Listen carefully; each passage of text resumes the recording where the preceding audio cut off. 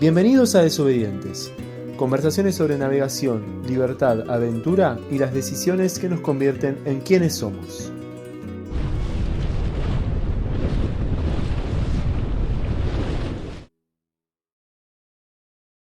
Desplazarte en el viento, que es algo que yo siempre digo que es lo más, navegar a vela es lo más artístico que hago. Y Que bueno, fue para mí ese viaje que tardamos 28 días, fue algo extremadamente increíble y casi una inconsciencia, ¿no?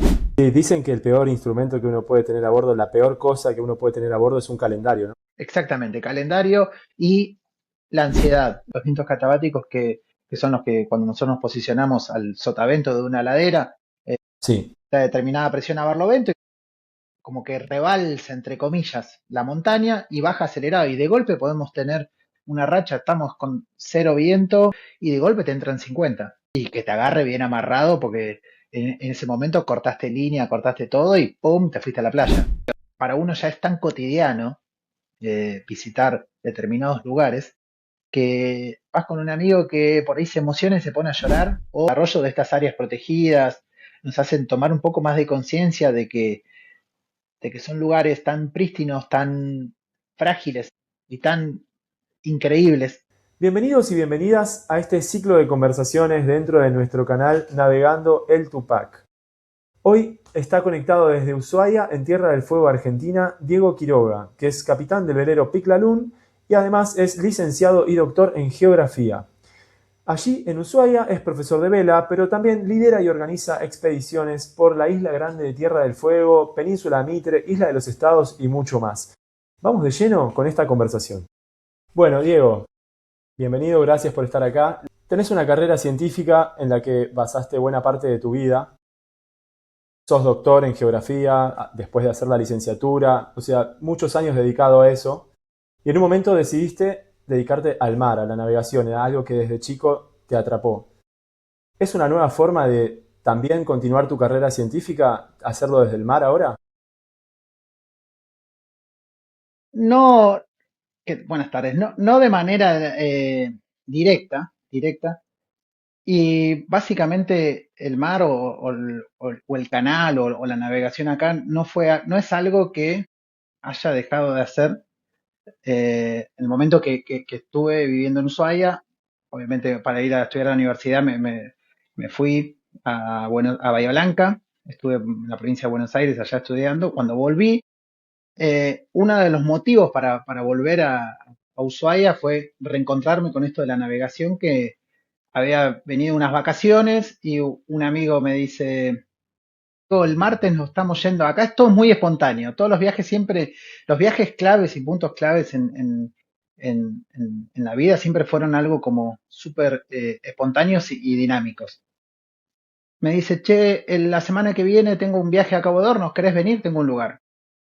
Y yo hasta el momento estaba viviendo en Bahía Blanca, universitario, no había terminado la carrera todavía y decía: wow, que yo a Ushuaia no me vuelvo, que es un pueblo, creyendo que vivía en una gran ciudad, sin desmerecer a Bahía Blanca ni a Ushuaia tampoco, pero uno como que sale del pueblo, de la ciudad pequeña, y no quería volver, no quería volver, no quería volver, hasta que, bueno, fui a esta navegación y digo: ¿qué estoy haciendo en Bahía Blanca? Si a mí esto es lo que me encanta. Terminé la carrera, arranqué, como decías vos, a trabajar en CONICET, hice el doctorado, bueno, y toda la cuestión. Y la pandemia fue un punto clave en todo esto. Yo siempre estaba sentado en mi oficina mirando así para afuera, para la ventana, en plan, está lindo para navegar, pum. Y así, constantemente, o tomándome vacaciones para participar en alguna navegación oceánica, o hacer algo, no sé, los fines de semana largos, siempre esperando la ventana para navegar y aprovecharla y disfrutarla así. Y esto me llevó, bueno, a replantearme el modo de vida. Pero estrictamente respondiendo a lo que es tu pregunta, me encantaría, y hace poco tuve unas charlas con unos colegas y ex colegas de CONICET, con la idea de poder empezar a trabajar en algunos determinados proyectos nuevamente, ahora desde un punto más de acompañamiento y no tanto pues sabemos que toda la parte científica y académica lleva muchísimo tiempo, lleva muchísima dedicación, muchísimo esfuerzo, que sinceramente hoy no lo tengo y no lo puedo dedicar al tiempo, ¿no? No, Hmm. no quiere decir la dedicación y lo demás. Pero, pero sí, trato todos los años poder hacer alguna navegación con colegas de CONICET, ir en búsqueda hemos hecho, no sé, desde campañas científicas para bucear en determinados lugares, que a mí se me despierta el bichito de la exploración, de buscar, de conocer nuevos lugares para que la gente vaya a bucear en búsqueda de determinados ecosistemas marinos, o bien hemos hecho varias campañas en el canal grabando delfines, llevando un hidrófono y después tratar de averiguar sobre los datos y también tratar de colaborar en todo lo que se pueda en esto de las campañas.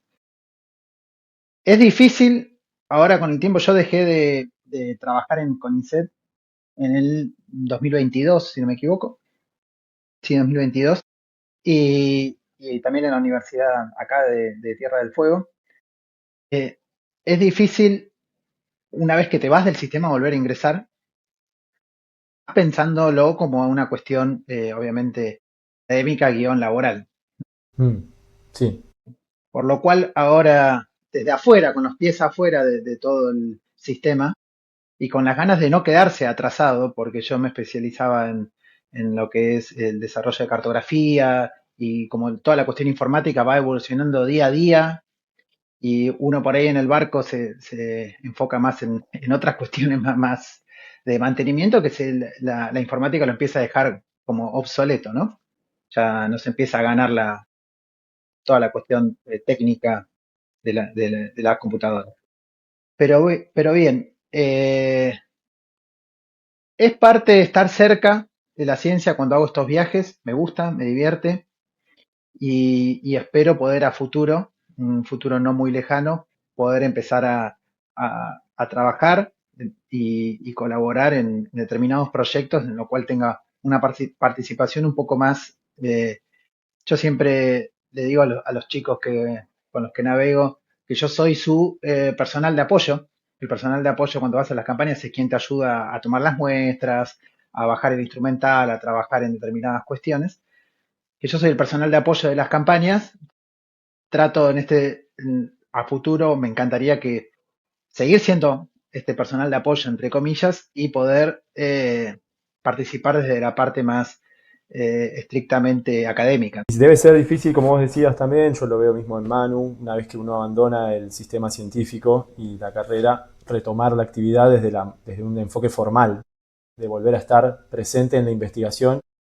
Y hoy también desde el lugar en que lo haces, me parece súper novedoso, que te lo facilita el barco también, ¿no? Te lo facilita el PIC. Bueno, el PIC Lalun, tu velero, tu material para las expediciones y para la carrera, ¿cómo llegó a vos?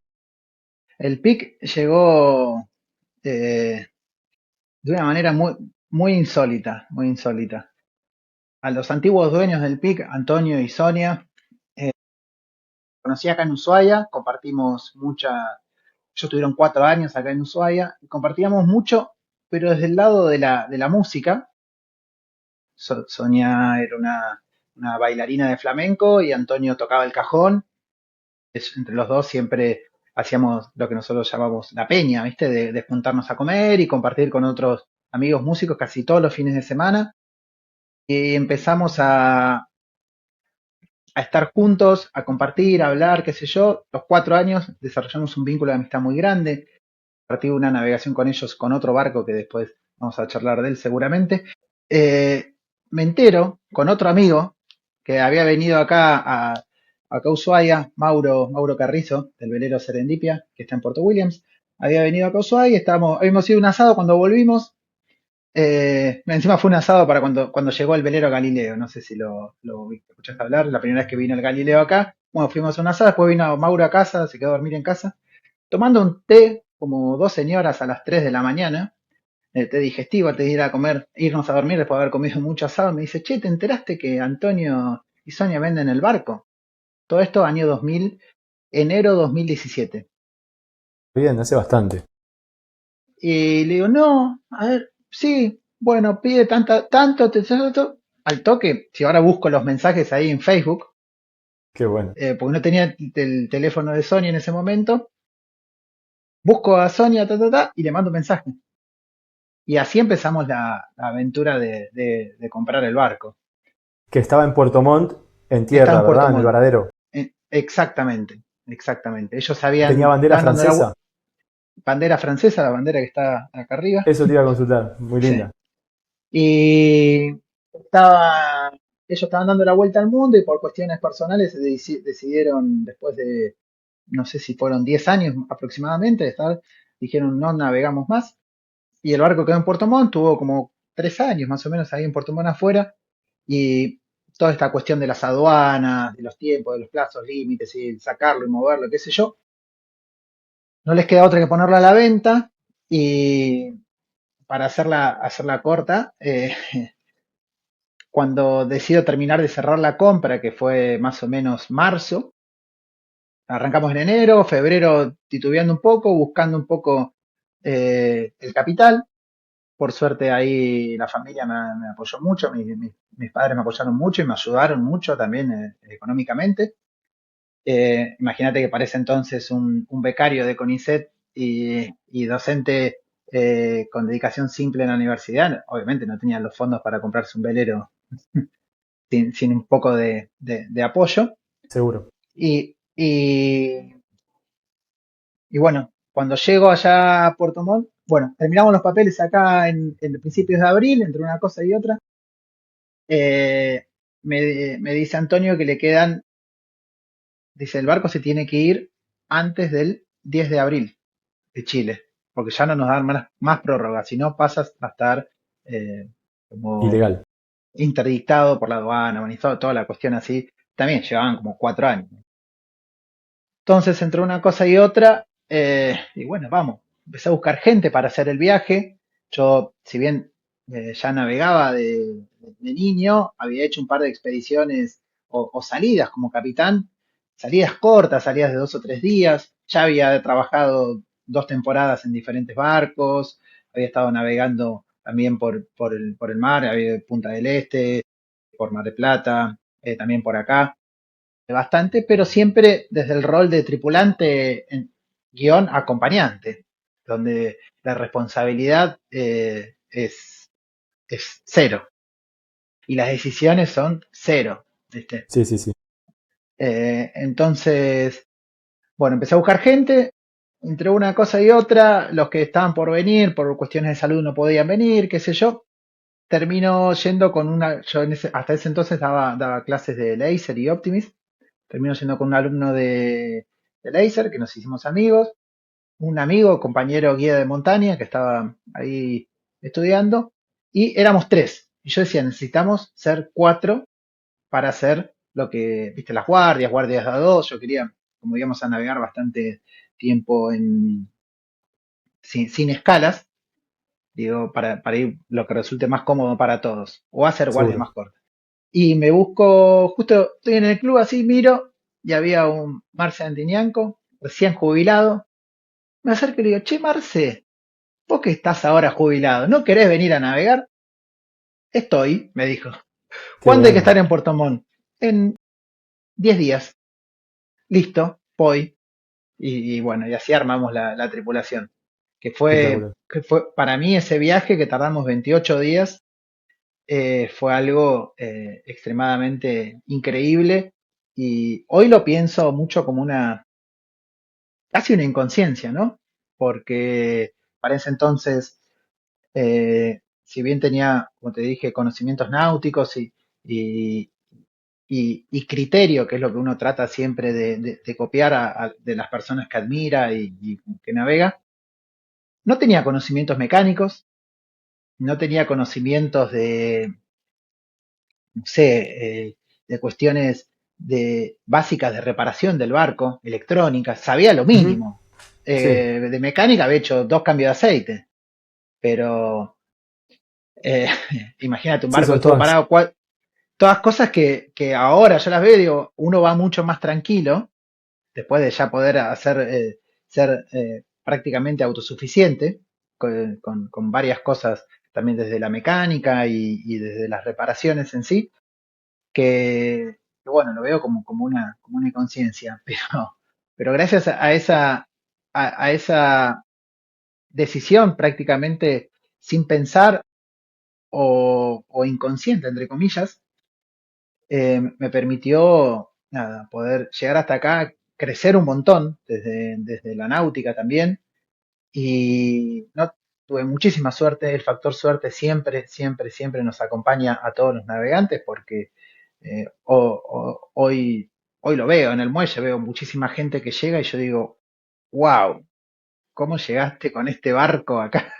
¿O cómo Totalmente. llegaste con estas pocas condiciones de seguridad o medidas de seguridad que uno también, como decía recién, ver y navegar con gente que admira, que respeta, que tiene muchísima trayectoria en el mar, son una máquina de anticipar y mitigar los riesgos.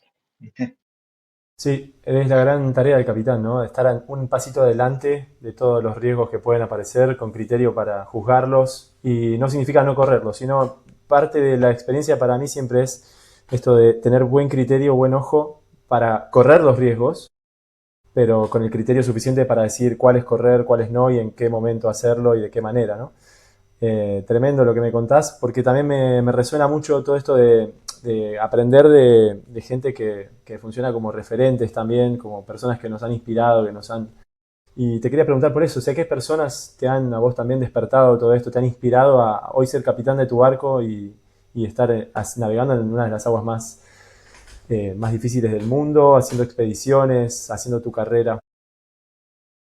Bien, yo básicamente me aproximé al agua por mi viejo, por acompañarlo a mi viejo. Yo siempre llamo los navegantes de fin de semana, que se juntaban con los amigos, iban a dar una vuelta por la bahía, alguna de las islitas de por acá cerca, y encararlo bien por ese lado. Y el club queda relativamente cerca de mi casa, poco más de 10 cuadras, 12 cuadras creo que son. Y y empecé a ir constantemente, empezaron a ver personajes que hoy ya no están con nosotros, como el mono de Milano, estaba siempre acá en el club. Y un día encontramos un Optimus en el fondo del taller y el mono me dice, bueno, esto se hace, anda al agua, así con bota de goma y un pantalón normal, nada de traje de neopren, de esto, de cataviento, de velita. Y empecé a navegar ahí. Después, hoy que te decía que había navegado un par de temporadas con gente, bueno, el mono fue uno de los principales personas que me arengaron y me incentivaron a que yo pueda adquirir y compre el Piglalún. Me acuerdo que cuando decidí comprarlo, lo llamo por teléfono, él estaba en Malvinas y me cuenta, y le digo, che, tata, me dijo, sí, compralo. La idea con él era bajarlo juntos.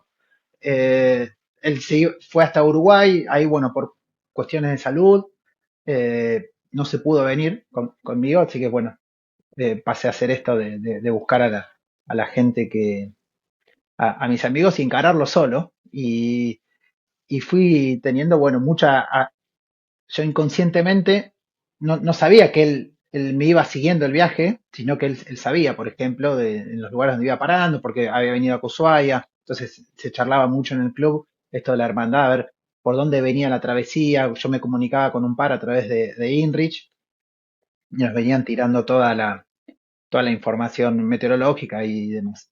Pero hoy, en la actualidad, estas personas que uno admira muchísimo son Alejandro, bueno, el mono da Milano,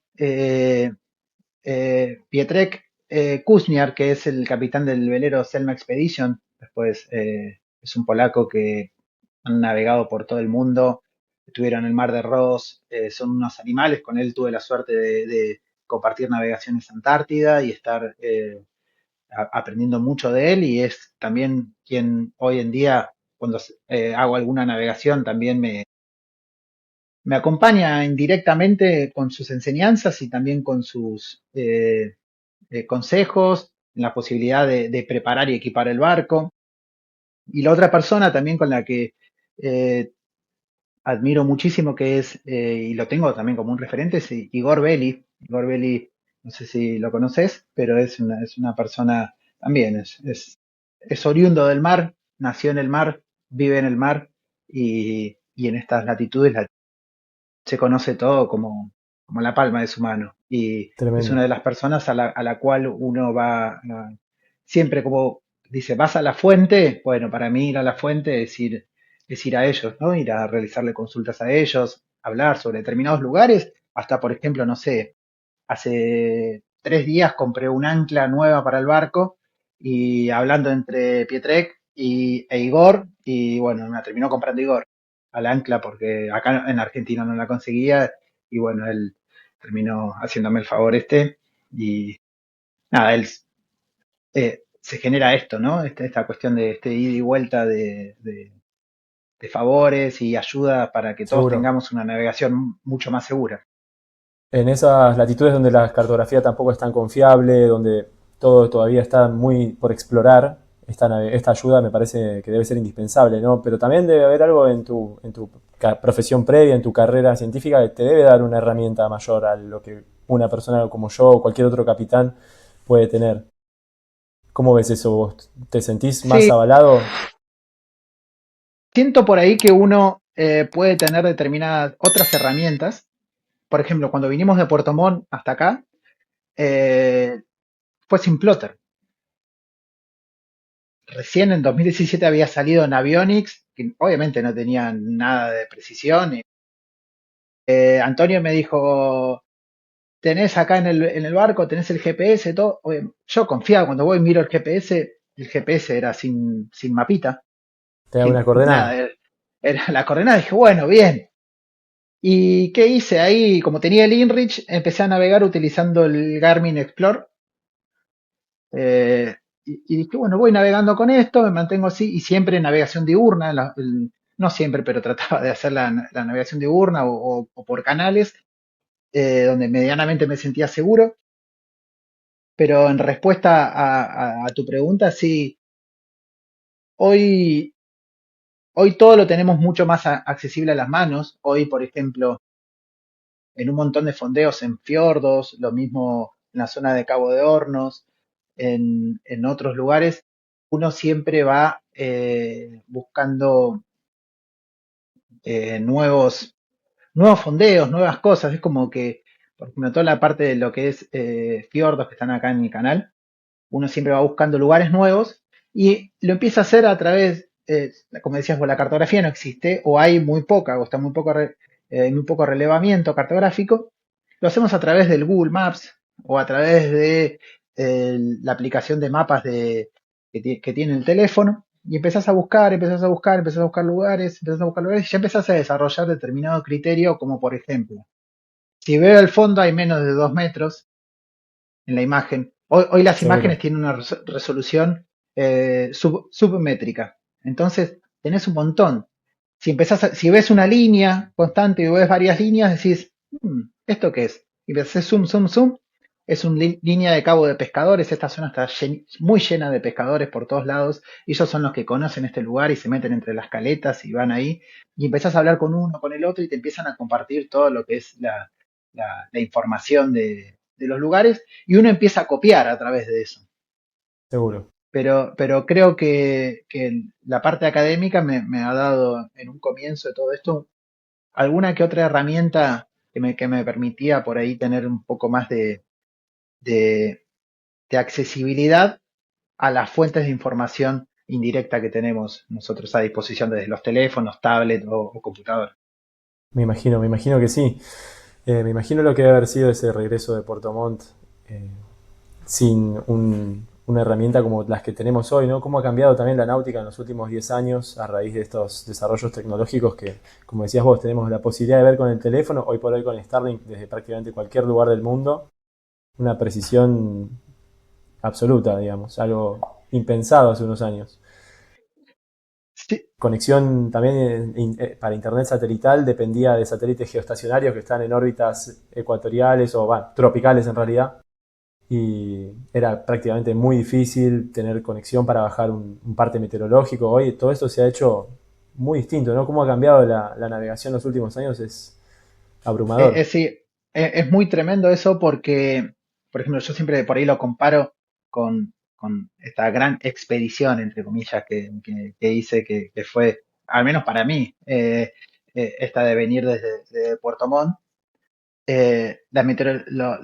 La información meteorológica me la compartía un amigo por mensaje de InReach, ahorrando caracteres, Seguro. y yo le pedía un poco de criterio a él, fue un amigo que Ezequiel, él me iba pasando la información y me decía, B, N, F, F era fuerte. Bien, Y entonces era como, oh, bueno, salir, mirar para afuera a ver cómo está, mirar el barómetro y empezar un poco más a la parte intuitiva de la navegación. sí, Si bien era seguro. por canales y generalmente eran con vientos portantes, por ahí lo que se nos podía complicar era la entrada de algún fondeo o algo, de complicar en el sentido con mucho viento, pero no era que estábamos en mar abierto, sino por ahí sí, solamente 2 o 3 días nos quedamos que yo, el pronóstico estaba medio dudoso porque no lo entendía lo que me pasaban Ujú. y la presión baja, entonces digo, listo, hoy declaramos feriado. Y no, y Perfecto, aprovechamos a dormir. Porque nosotros, por ejemplo, salíamos, cuando amanecía, salimos más o menos el 8 de abril y llegamos a Ushuaia el 6 de mayo, por ahí. Y los días súper tremendo. cortos, fríos. Entonces nosotros teníamos que ir en plan, vamos a navegar de día, contemplando determinadas situaciones. Entonces buscaba fondeos, más o menos, digo, si navego 5 nudos, tengo 8 horas de luz, son 40 millas. Buscaba fondeos a 40, 50 millas y a 30 por si navegaba más despacio. Entonces iba haciendo todo ese trabajito todos los días para poder ir avanzando, ¿no? Porque no, sinceramente no conocía la ruta, sabía más o menos por dónde tenía que ir, pero obviamente no sabía el recorrido, los fondeos y no tenía ningún track de un amigo que me haya pasado para decir, che, fíjate acá, fíjate allá, fíjate esto. Tremendo. Y Sí, encima en una sí, época también muy difícil climáticamente, porque empieza la inestabilidad del invierno, los días son cortísimos.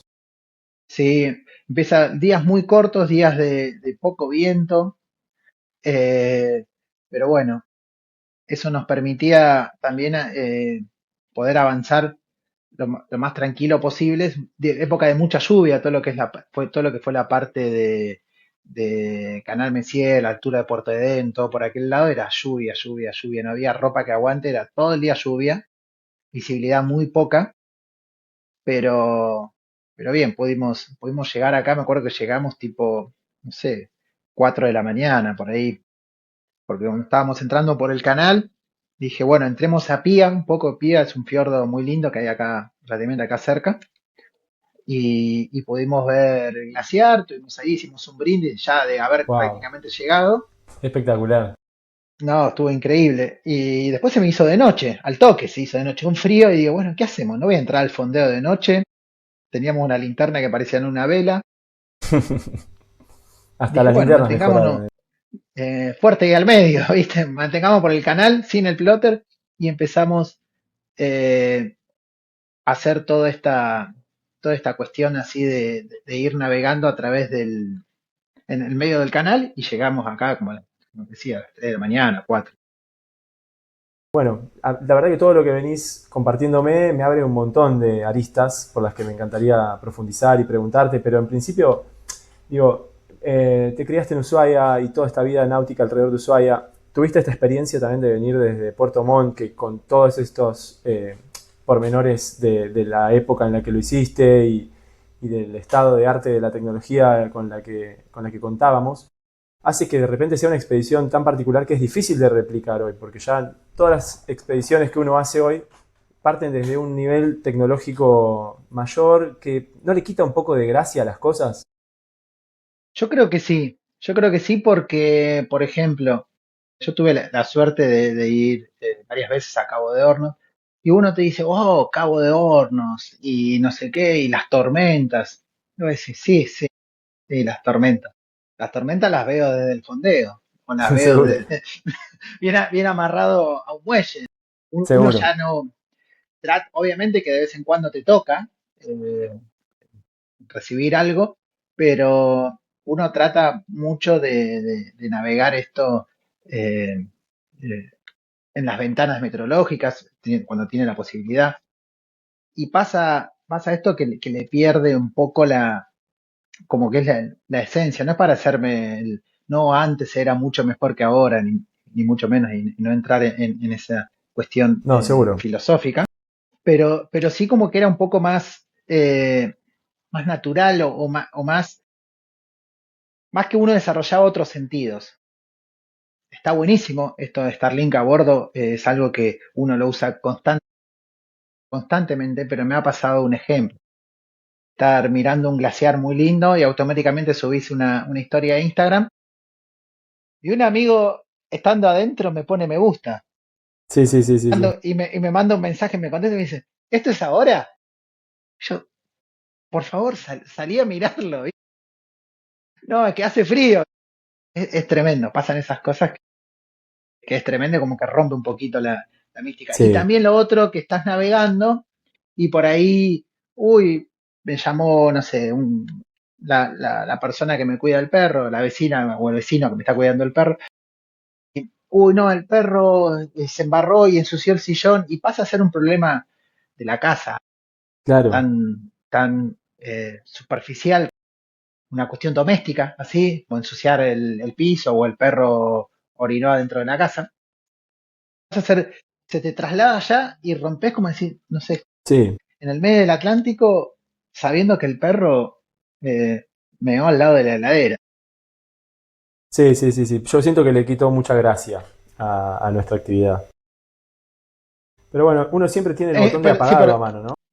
claro, pero en contraposición a eso, por ejemplo, nosotros este año fui a Isla de los Estados 2 veces y ahí todo el tema de las corrientes, las ventanas, las corrientes de mareas me refiero, Sí, y lo vas mirando ahí prácticamente minuto a minuto y acá los pronósticos, los modelos que te predicen la meteorología no son muy certeros, no tienen no le pegan bastante, no le ajá, pegan ajá. nada básicamente.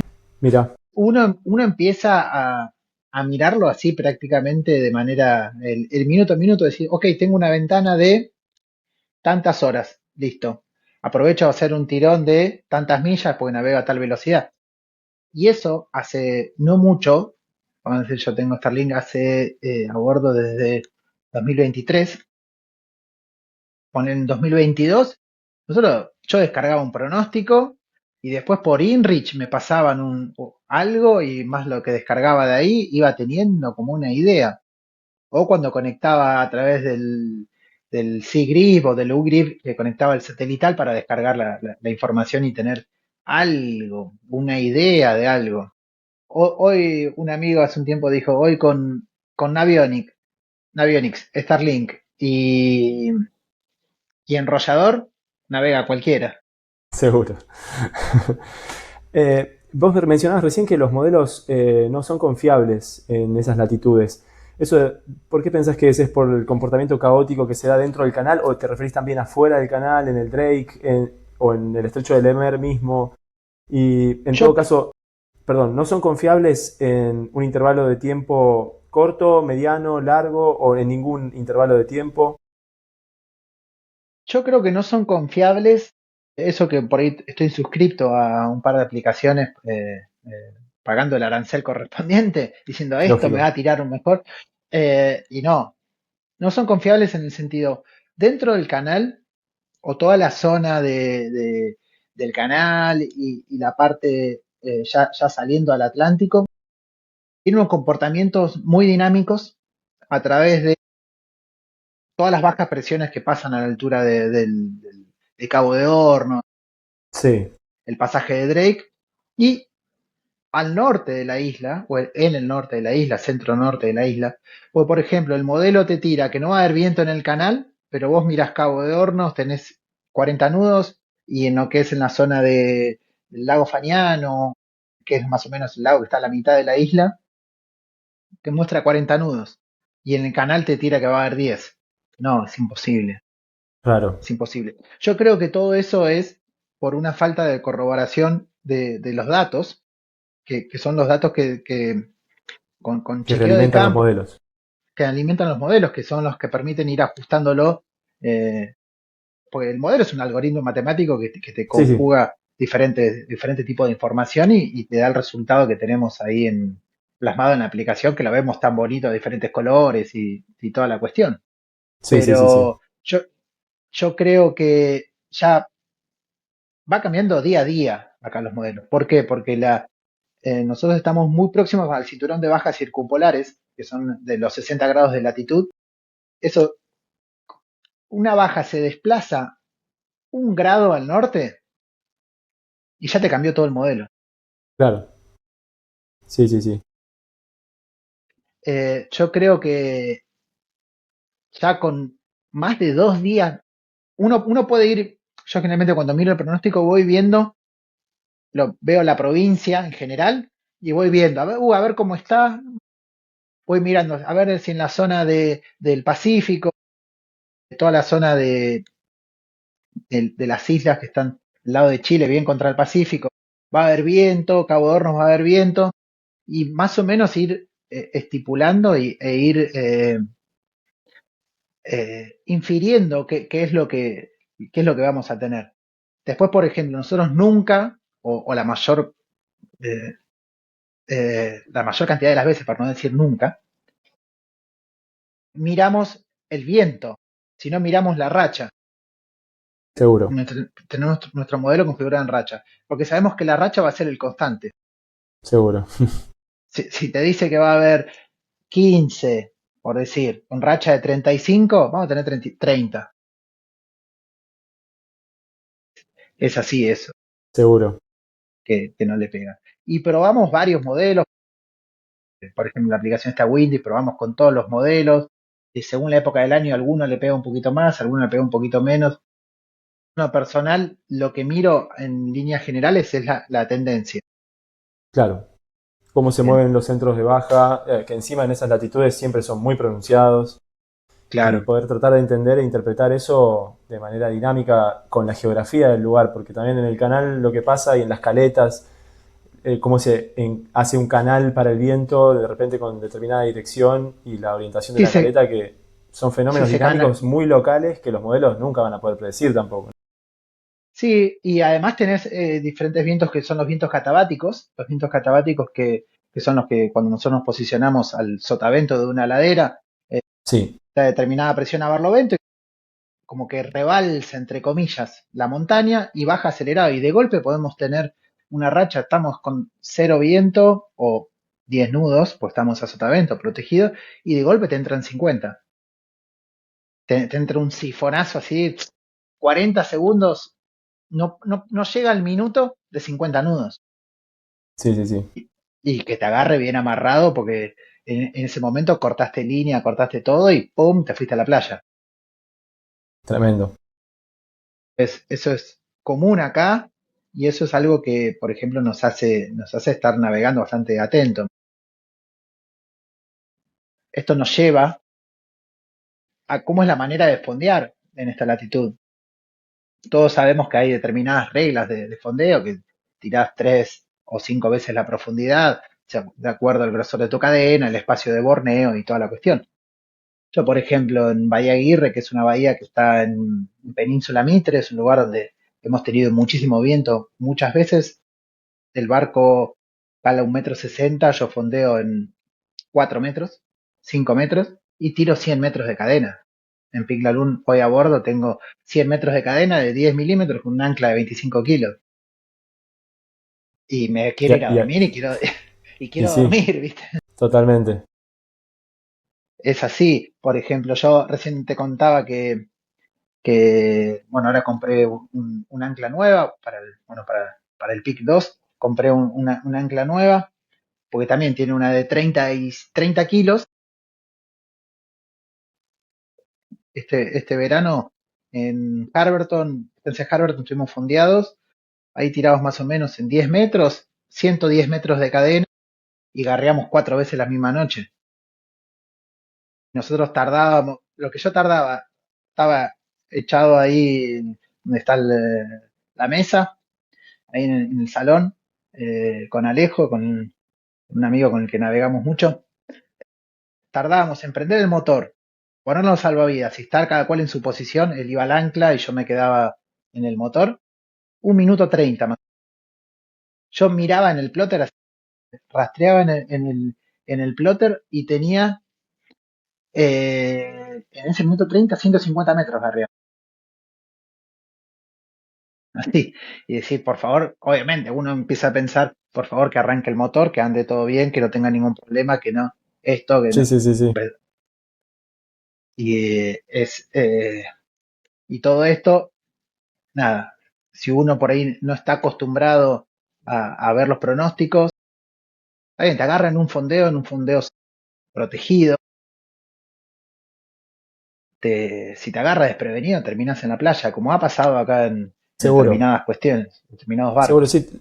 Tengo un amigo que justamente compró un barco que lo rescató de la playa, ahí en el canal de Beagle. Allá en Monteiro, quizá lo conozcas, Ah, eh, sí, del sí, sí, sí, velero lo Space conozco. Oddity. Exactamente. Bueno, ese terminó en Bahía Aguirre, ese Ahí barco está. estuvo en la playa, con un chico que no me acuerdo cómo se llamaba, belga, de nacionalidad, él era belga. Toneladas de arena de dentro del barco me contó que sacó. Sí, sí, un montón, un montón. Y bueno, imagino que igual no dependés solo del fondeo, sino tratás de siempre tirar líneas a tierra y tomar todos los recaudos posibles cada vez que entras en una caleta. No solo es el fondeo tu manera de preservarte, sino que hay otras herramientas también que, por ejemplo, cantidad de cabo abundante, otra de los mecanismos de seguridad claves, ¿no? Sí, todo depende mucho de los lugares y del fondeo de la caleta, porque ¿qué pasa acá? Al navegar generalmente entre fiordos y lugares montañosos, uno sabe que lo que tenemos en nuestro entorno, todo lo que está fuera del agua se proyecta generalmente dentro del agua. Con lo cual, nosotros por ahí vamos no sé, en Isla de los Estados. Isla de los Estados, si bien hay fondeos que uno tira el ancla, pero estás tirando el ancla a veces en todas tiras el ancla, me refiero al quedar al borneo, no tirar líneas a tierra. Estás en lugares que tenés 15 metros, 17 metros, 20 metros o 22 metros, Wow, es un es un montón de montón. profundidad. Sí, sí, Y sí, estás sí. relativamente cerca de la costa, entonces si vos decís, tiro en 13 metros o 17 metros, tiro 50 metros y sacás la cuenta y empezás a decir, no, tengo que tirar todo. Todo Yo siempre, claro, ¿no? mínimo donde voy, tiro 60 metros. Y en los fiordos no te da espacio, por ejemplo, hay fondear muy lindo frente al glaciar y demás, pero ese fondeadero es casi 22 metros, 20 metros, y es un montón. Y estás cerca de la costa. Si vos te vas un poco más al centro y decís, no, me quedo acá al Borneo, no puedes tirar el ancla en 30 metros, porque no la levantás más. No, me No la imagino que levantás. debe ser muy difícil dormir en esos lugares. Sí. Al principio cuesta, después ya te acostumbras. Ya está. Y al principio, las primeras veces que iba, hacía el fondeo araña, llamaba yo, y tirar líneas para todos lados, qué sé yo. Y ahora últimamente cuando voy, tiro una línea o dos líneas, y en algunos lugares ya me agarro directamente o de cabos o tiro yo dos cabos a tierra y queda el barco en el medio. Hay fondeos que decís, son increíbles como quedás ahí súper agarrado, súper protegido y, y no necesitas prácticamente ni tirar el ancla. Me imagino. Igual, bueno, tirando 100 metros en 4 metros de profundidad o todas esas historias de fondear en profundidades tan grandes, debe ser indispensable tener un buen cabrestante. Sí. Bueno, me imagino que también líneas y cabos abundantes. ¿Qué otro equipamiento pensás que es indispensable para navegar entre los fiordos, las caletas? Y por lo menos de cabos, por lo menos así como para arrancar a hablar, 200 metros de cabo, de cabo de polistil o cabo, sí, que flote principalmente, Hmm, para atarte a los árboles o a las piedras, pero así está como para bueno. arrancar. Yo a bordo hoy de Piclalun más o menos unos 500 metros, Wow, Porque a veces tenés que tirar 4 líneas, o a veces, no sé, va a haber un temporal y te agarrás de. Necesitas seguro. cabo, y te tenés que agarrar y entonces vas. Los cabos, yo siempre aconsejo, compren, adquieran, no son, es seguridad. Los cabos, un buen fondeo, hacerlo bien, tranquilo y seguro, eso te permite tener mucha tranquilidad y poder dormir bien y descansar, que es lo más importante, ¿no? Poder Seguro. descansar para estar siempre al 100 cuando uno lo necesita.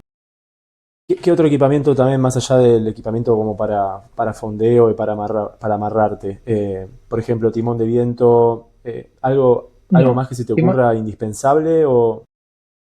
timón de viento acá en el canal, eh, yo nunca usé. Es más, me regalaron uno para poner al Pig Lagoon y no, nunca lo puse, lo tengo ahí medio de regalo, que no, si bien había que reparar y terminar algunas cuestiones que nunca hice, pero yo creo que es importante una buena chubasquera, eso Proteger te el cockpit. marca, sí, eso te marca un antes y un después, ecosonda principalmente, y después tiempo, tiempo para navegar cuando está bueno, y Seguro. poder quedarte descansando o esperando, simplemente esperar. A todos nos ha pasado de tener que esperar 3 días en un fondeo, 4 días, y decir, bueno, es lo que hay, tener que esperar. Entonces tenés libros, siempre o generalmente vas acompañado, vas con amigos, te pones a charlar, jugás a las cartas, o mirás una Seguro. película, o salís a caminar. Y me imagino que te habrá tocado también, al contrario, ¿no? Por ejemplo, estar en alguna expedición o en alguna tarea de investigación y tener que tomar una decisión que comprometa lo que se está desarrollando o detener una investigación en curso porque cambió la meteo y hay que salir. ¿Te ha tocado tomar decisiones así que te costó por el grupo en el que estabas? Una vez fuimos con unos amigos a esquiar a los fiords, a lo que es la zona de Cordillera Darwin, y veíamos que venía una baja muy fuerte, muy grande, y ahí decidimos irnos a otro fondeo que medio que les cortaba No era el fondeo donde ellos estaban deseando esquiar, y esa vez sí fue como que no les gustó mucho, pero sí, a veces es prácticamente cotidiano. El último viaje que hicimos con unos amigos de Uruguay, ahí a Isla de los Estados, eh, tardamos 5 días en llegar a la isla. Salimos de acá de Ushuaia, nos fuimos hasta Isla Gable, que son más o menos 25 millas. Estuvimos un día ahí, al otro día hicimos 5 millas más, fuimos a Harberton, 2 noches en Harberton, que fue esto lo del viento que te decía. Al otro día hicimos 50 millas más, nos fuimos a Bahía Aguirre, estuvimos 2 noches en Bahía Aguirre.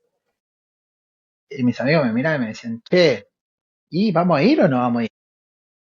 Y uno empieza a, a lidiar con todo esto de la presión Seguro. que yo soy bastante manija en el sentido de decir, bueno, ok, vamos a ir a tal lado, tenemos que ir. Y me pongo así y no tengo problema en estar navegando, no sé, lo hemos hecho esa vuelta cuando volvimos de Isla de los Estados, estuvimos 28 horas que hicimos de salvamento a Estancia Harberton, sin parar.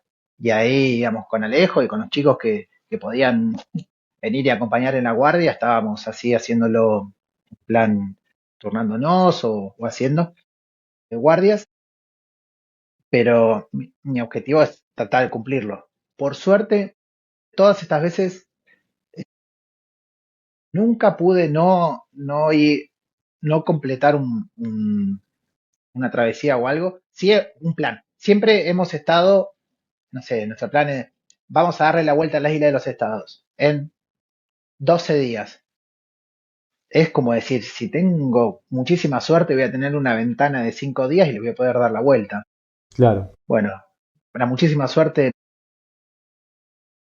Entonces, con suerte llegamos a la isla y con suerte tenemos un día más y llegamos a Salvamento, que es donde quieren llegar todos y ver el faro y sacarse la fotito en el famoso faro del fin del Del fin del mundo. mundo. Sí, dicen que el peor instrumento que uno puede tener a bordo, la peor cosa que uno puede tener a bordo es un calendario, ¿no? Exactamente, calendario y la ansiedad. La ansiedad es, yo en lo personal, en la vida cotidiana, soy bastante ansioso, me cuesta muchísimo manejar la ansiedad, pero una vez que, y también antes de salir, antes de zarpar, estoy acá en casa, antes de salir, la noche anterior prácticamente no duermo, me quedo como hasta las 3 de la mañana, no sé, planchando una remera que le voy a hacer un nudo y la voy a meter ahí donde guardo mi ropa en el barco, que capaz que ni la uso en la semana, pero yo me quedé como hasta cualquier hora organizando y limpiando eso y no duermo nada.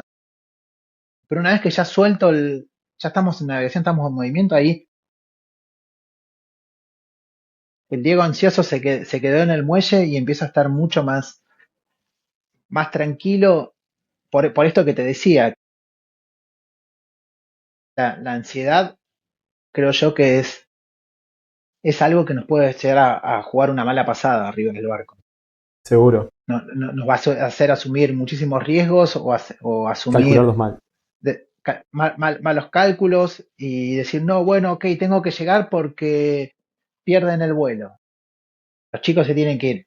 Y bueno, hermano, no sé, cambiarlo, qué sé yo. Sí, Es sí, así. sí. No, me siento muy identificado con esa ansiedad previa a la zarpada y como uno también ahí, una vez que ya está en movimiento, se puede soltar un poco la mochila de salir y bueno, tratar de entrar en el ritmo del mar, ¿no? Entrar en el ritmo de la naturaleza y entender que ya estás ahora en tiempos que no son los tuyos, no son los del hombre siquiera, y que hay que respetarlos porque si no se paga extremadamente caro eso. Eh, Así que me parece súper valiosa la experiencia porque ahí es donde también en esas latitudes quizás las cosas son mucho más impredecibles y se vuelven también de un momento para el otro más difíciles de llevar si lo que no estuvo bien planeado, los riesgos que se corren innecesariamente. Eh, Qué difícil, pero bueno, viste cómo es esto. Es parte de la tarea del capitán, que es tan Sí, difícil, pero a la vez tan gratificante. sí, sí, esto es súper gratificante y a veces, al menos en lo personal, a veces me replanteo y digo, ¿para qué tanto estrés? ¿Para qué tanto estrés? Pare de sufrir, señor, pare de sufrir. Pero sí, es parte de esto de la actividad, de tener que estar eh, negociando y asumiendo toda esta cuestión de la ansiedad y poder disfrutar, porque para mí no hay nada tan más gratificante que llegar, cumplir el objetivo del viaje, sea, Seguro. ya sea, no sé, un viajecito de un día o dos, y poder compartirlo, sí, con amigos, con gente.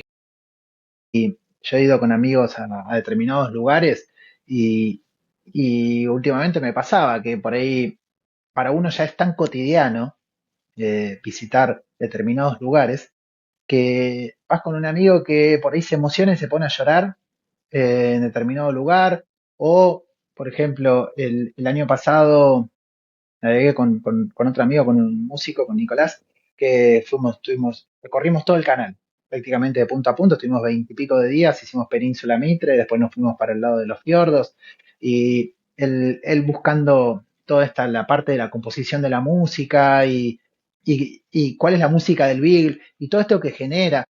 Salieron un par de obras, bien, quizás desde mi punto de vista es subjetivo porque me gusta la música y me gusta mucho la música que compone Nico, pero serían un par de obras que son fiel representación del lugar. ¿Y cómo es eso? ¿Grabando sonidos del lugar o más bien componiendo inmerso en esos paisajes? Fue componiendo en esos paisajes, es así. Nico lo que fue haciendo era, en la primera parte del viaje éramos 4 personas. Jorge Otamendi, quien se encargaba de toda la parte audiovisual, eh, Martín Mac, toda la parte artística de ilustración y me ayudaba mucho en la navegación porque él también tiene experiencia en el agua. Y Nico que ayudaba en todo lo que podía en el barco y era el encargado de componer. nada más y nada menos que de componer la música y tratar de interpretar qué música había en cada ambiente o en cada lugar. ¿Es una obra para orquesta?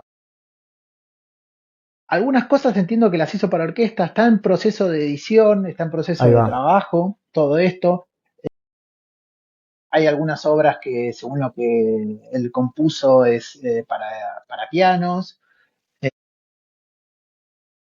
están ahí, hay varias cosas interesantes que la verdad que no veo la hora de que ya estén a la luz. He escuchado varias cosas que él ha hecho. Filmó un pequeño documental de todo esto, como una agenda de viaje. Ahí va. ¿Está disponible para verlo en YouTube, por ejemplo? Todavía no. Ok. Yo vi como una parte, que es más, ahora a fin de mes viajo a Buenos Aires para poder trabajar sobre esta cuestión y verlo y charlar un poco sobre todo esto. Y bien, básicamente hacía eso. Nosotros íbamos, recorríamos determinados lugares.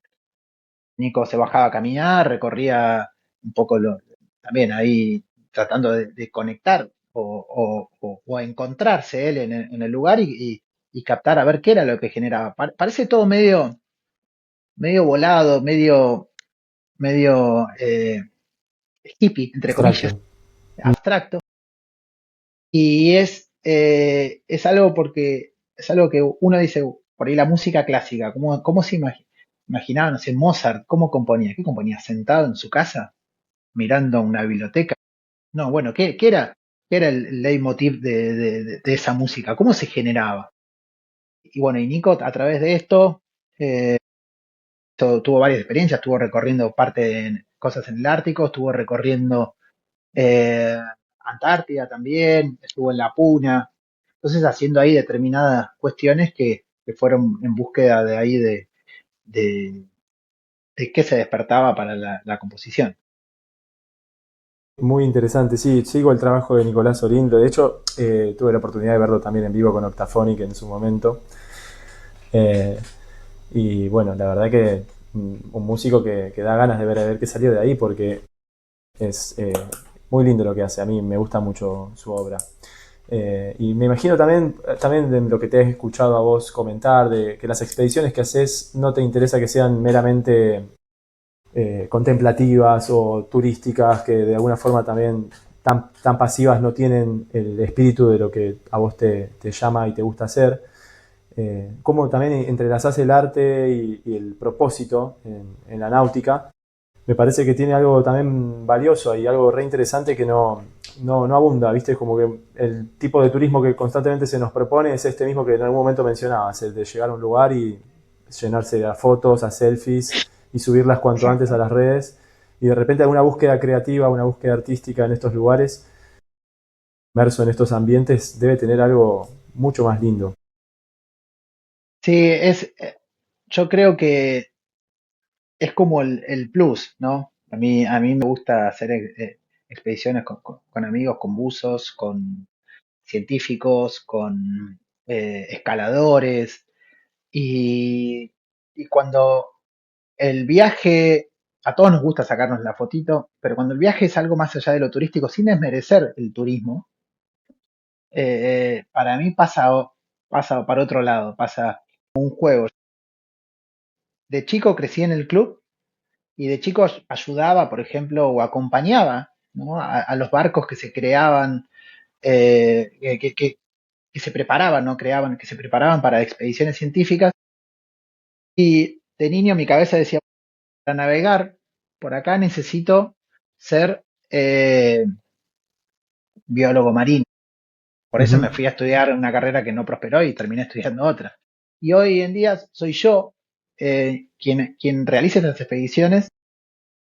Entonces puedo llegar a elegir entre la gente con las que me rodeo, con los que hablo, con los que me vinculo, de poder hacer determinadas expediciones y determinadas salidas que te llenan un poco más, que tienen un sentido más que ¿y para qué lo haces?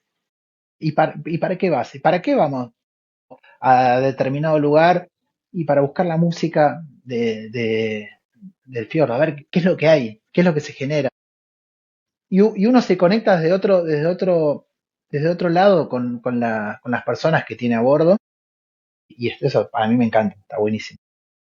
Hay algo re poderoso ahí en dos cosas para mí de lo que mencionabas, o en general en todo, ¿no? Pero que me hacen pensar mucho y me resuenan como el poder de estar cumpliendo algo que soñaste mucho desde chico y que te imaginaste y que de repente hoy es realidad con otra forma o como sea, pero de alguna forma estar cumpliendo algo que uno soñó de chico tiene un poder tremendo y no solo eso, sino poder elegir cómo lo hace, con quién navega, cómo navega, con qué propósito lo hace y a su vez ver transformada toda esta conjunción de sueños y proyectos y de tanto trabajo en cambios y en situaciones reales que se dan sobre el entorno, sobre la comunidad, sobre una producción artística.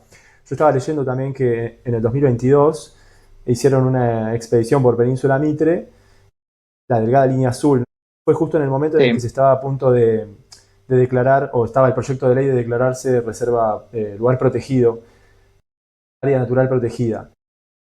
Bueno, sin duda eso debe haber tenido un impacto de visibilizar la península, de visibilizar las especies que viven ahí, cómo nutrir tus proyectos, tus sueños también de un impacto en donde uno vive, en los lugares que uno puede mostrar y a través de eso generar algún cambio, ¿no? ¿Qué sentís de eso también? Te debe dar una profunda satisfacción.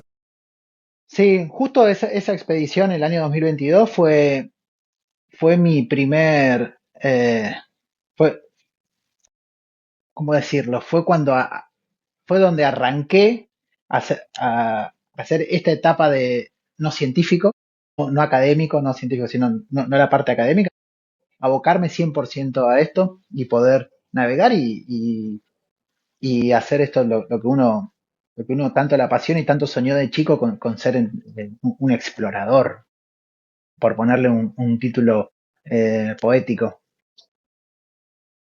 Y yo creo que es parte de lo que uno está acá, sabemos que todos estamos de paso, sabemos que todos estamos con los días contados, con los minutos contados, y tenemos la suerte, unos pocos tenemos la suerte de poder dedicarnos, vivir, sobrevivir de lo que nos apasiona, de lo que nos gusta, de lo que nos hace sentir un niño jugando. Yo cuando me subo al barco, no difiere mucho de cuando me subía a un Optimus. Lo que me pasa a mí en el interior, ¿no? De Ujú, lo que me seguro. genera a mí. Esa sensación de estar jugando arriba del barco. Poner la velita, ir, no, tenemos que llegar allá, tal, tenemos que volver. Y poder hacer todas estas cuestiones que se me trabó. Sí, se Todas entiende. estas cuestiones que nos permiten tener acá una mayor visibilización del lugar y de toda la región, está genial. Por ejemplo, para esa campaña nosotros eh, tuvimos que ir hasta el sur de Cabo San Diego, al sur de Bahía Tetis, y fondear en el estrecho de Lemer, tirar el Wow, ancla, está bien, sobre la wow. costa, y bajarte del barco. Y yo tengo una foto que estoy re lejos del barco en un dinghy de 2,70 m con un motor de 4 caballos. No, por Dios. Estaba en el techo del Emer. Obviamente, te muestro la foto y son esos 3 días al año que hay, que es una taza de té, sol, sin viento, hermoso, tranquilo. Obviamente con todas las medidas de seguridad correspondientes. Había otro velero, otro bote más, no era que estaba haciendo ninguna locura. Pero, o sí, o que se hace una locura muy naturalizada, Sí, pero sí, es sí, algo corriendo que riesgos decís, controlados. claro, es algo que decís, wow, qué lindo. Y en esos viajes conoces a gente muy importante que para uno, ¿no? Que pasa a ser amigos, conoces muchísimos amigos, conoces muchísima gente que, que conectás a través de diferentes tipos de actividades. Por ejemplo, parte de los buzos de ahí, algunos nos hicimos muy amigos, como Laura que estuvo presente, Joel también, y Cristian, Manu, que ¿cuándo fue? En mayo hicimos un viaje a Islas Becaces, también con este plan de filmar así un capítulo para una serie de Nat Geo que estaban haciendo. Vino una persona, lo filmó a Cristian, fuimos a bucear ahí. Nada, y se empieza a generar toda esta ruedita que empieza a girar de toda la actividad que hacemos por esta zona y está buenísimo. A mí Espectacular. me encanta todo eso. Y yendo a esto de la declaración de área natural protegida, ¿sentís que cambió algo en Península Mitre, en la Isla Grande de Tierra del Fuego, a raíz de estos últimos años y la visibilización de los problemas y la protección por parte del Estado del espacio? Yo creo que dio herramientas para poder frenar o, sí, poder frenar determinadas cuestiones que querían desarrollarse dentro de la península. Por ejemplo, toda la cuestión de salmoneras, De eso permitió te iba a tener consultar. todo un mayor control Mm, de todo lo que pasa en la península. Es cierto que hay, como toda la cuestión, hay determinadas carencias, determinados faltantes que son básicamente en lo que respecta al agua un poco de capacidad de control, porque no hay control por parte vos si entras a una reserva deberías, entre comillas, pedir determinada autorización o establecer determinado protocolo de saneamiento ambiental o de cuidados ambientales, no saneamiento, de cuidados ambientales. Y hay gente que lo hace, que lo respeta, los locales lo respetamos muchísimo. Y hay gente que desde la ignorancia o desde el desinterés no lo hace, ya sean embarcaciones de pesca, no quiero ir en contra de los pesqueros ni mucho menos, no, no, o sea, o mismos veleros que no cuidan nada y hacen vaciamiento de sentinas en determinados lugares, que yo creo que, volviendo a tu pregunta, el desarrollo de estas áreas protegidas nos hacen tomar un poco más de conciencia de que son lugares tan prístinos, tan frágiles ¿ves? Y tan increíbles que si no es a través de estas iniciativas que se toman de generar esta protección, toda esta colaboración entre nosotros, entre los vecinos y usuarios de- o visitantes, no usuarios, sino visitantes de la, ¿cómo se llama? De la reserva, sí, es algo que no se va a poder cuidar, si no lo hacemos entre todos, si no se desarrolla en todo esto, sabemos que hoy van a estar, hoy están, mañana no lo sabemos, si mañana te deciden poner o hacer determinada actividad, por decir, la salmonicultura en estos espacios, alguna repercusión sabemos que va a haber en el ambiente, como ha pasado en otros espacios, en otros no, por lugares, supuesto, acá lo va a haber. por supuesto. Y yendo un poco a eso, digamos, la ciudad de Ushuaia es una ciudad marítima que ha crecido también bastante, mucho en los últimos años. Y no sé qué tanto profunda es la cultura de mar y de conservación del ambiente que hay en la ciudad. Particularmente sobre el mar, ¿sentís que hay una conexión? La gente disfruta, aprovecha, tiene actividades náuticas y... Sí, es una ciudad marítima, entre comillas, porque en el común denominador de las personas que viven acá en Ushuaia no han eh, desarrollado o practicado algún deporte náutico. Recién desde la pandemia esta parte y con el desarrollo de actividades náuticas un poco más accesible para todo público, me refiero a el kayak en auge después de la pandemia, porque cuando empezó a liberar la gente, empezó a valorar y querer salir de la casa, dejar de estar encerrado y poder disfrutar de la naturaleza, empezó a ir a kayak. Hay gente de acá que desarrolló mucho y creció muchísimo las tablas estas de sub, mucho, está Mm, Ushuaia Sub que hacen muchísima actividad y otros. Entonces hay un montón de gente que empieza a tener cierto contacto con el agua, que está buenísimo de, de chico y cuando participaba de las escuelas de vela ligera, dando la actividad para los niños y la mayor cantidad de la población que se arrime, decía, vivimos en una isla, somos una isla. Entonces tenemos dos posibilidades para irnos de acá, o en barco o en avión. Tener un avión es muy caro, tener un barco no es tan caro. Y acá en Ushuaia y en estas latitudes, imagínate, hay varios barcos, por ejemplo, hoy el club debe tener una flota, no sé, de 40 veleros, 50 veleros, de los Sí, cuales navegamos 4, 5 con manera frecuente. mira, El resto están ahí, ¿y qué pasa? Pasa que o hace frío, o está feo, o cuando querés acordar, no fuiste en 2 meses, tenés que hacer mantenimiento al barco. Y yo siempre fomento cuando doy los cursos de navegación y toda la cuestión, de que a los alumnos les digo, arrímense al club, busquen barcos, cómprenlo entre varios, si bien las sociedades a veces pueden ser medias conflictivas, métanse en el agua, desarrollen, practiquen, jueguen. Eh, También acá hay muchísima actividad y muchísima vida en la montaña. Hay durante muchísimos gente que escala, que hace trekking, que hace determinada actividad en la montaña. En el agua, en último tiempo, va creciendo y creo yo que es parte de todo esto de ir aumentando un poco la oferta de actividades a, a poco costo. Ushuaia, creo yo, y principalmente el club Afacín y el club Náutico, que son los dos clubes que están en la ciudad,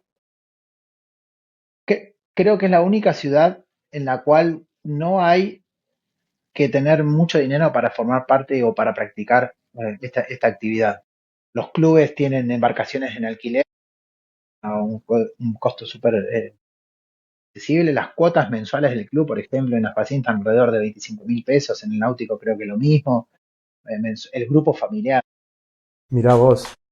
Es súper accesible alquilar un velero, no me acuerdo exacto el número ahora, pero pues estamos con actualizaciones de tarifario de manera trimestral, pero debe estar alrededor de 60.000 pesos. El velero todo el día para 4 personas, alquilar, no me parece un No, costo para muy nada, elevado. seguro. Entonces, eh, haciendo un prorrateo con los chicos, se puede. Hay mucha gente que lo desconoce, hay mucha gente que dice, no sabía que era tan barato y se asocian. Y pasa por este lado, nosotros como club podemos hacer eso, de poner unos precios accesibles a toda la comunidad, porque también tenemos que lidiar la temperatura, por ejemplo, no subió de -3 grados en todo el día. Imagínate Tremendo. lo que es. Yo hoy temprano estuve en el barco y había agua congelada en la pileta, un vaso con agua congelado, No, adentro tremendo. del barco. Entonces decís, no, bueno, algo hay que hacer y hay que luchar. Para acercarlo. Siempre que salimos a navegar, todo eso decimos, ¿por qué? ¿Cómo nos gusta sufrir? Dejas de sentir la mano, la temperatura, los pies,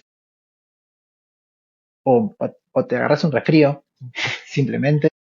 Pero sí, yo creo que en líneas generales a la ciudad le faltan un poco de actividades más conscientes. Hay escuelas provinciales y municipales de kayak y de remo, canotaje, que es como un puntapié, un estadio inicial de la actividad náutica. Me parece muy bien, pero falta desarrollar mucho lo que es la vela. Y ahí empezamos en un equilibrio, es el huevo o la gallina. ¿Cómo puedo formar alumnos si no hay una oferta de entrenadores? Por ejemplo, hoy las personas de los chicos que están a cargo de la escuela de vela del club, hay 3 entrenadores en toda la ciudad. Entonces empezás a sumar, y te falta esto y te falta desarrollar acá.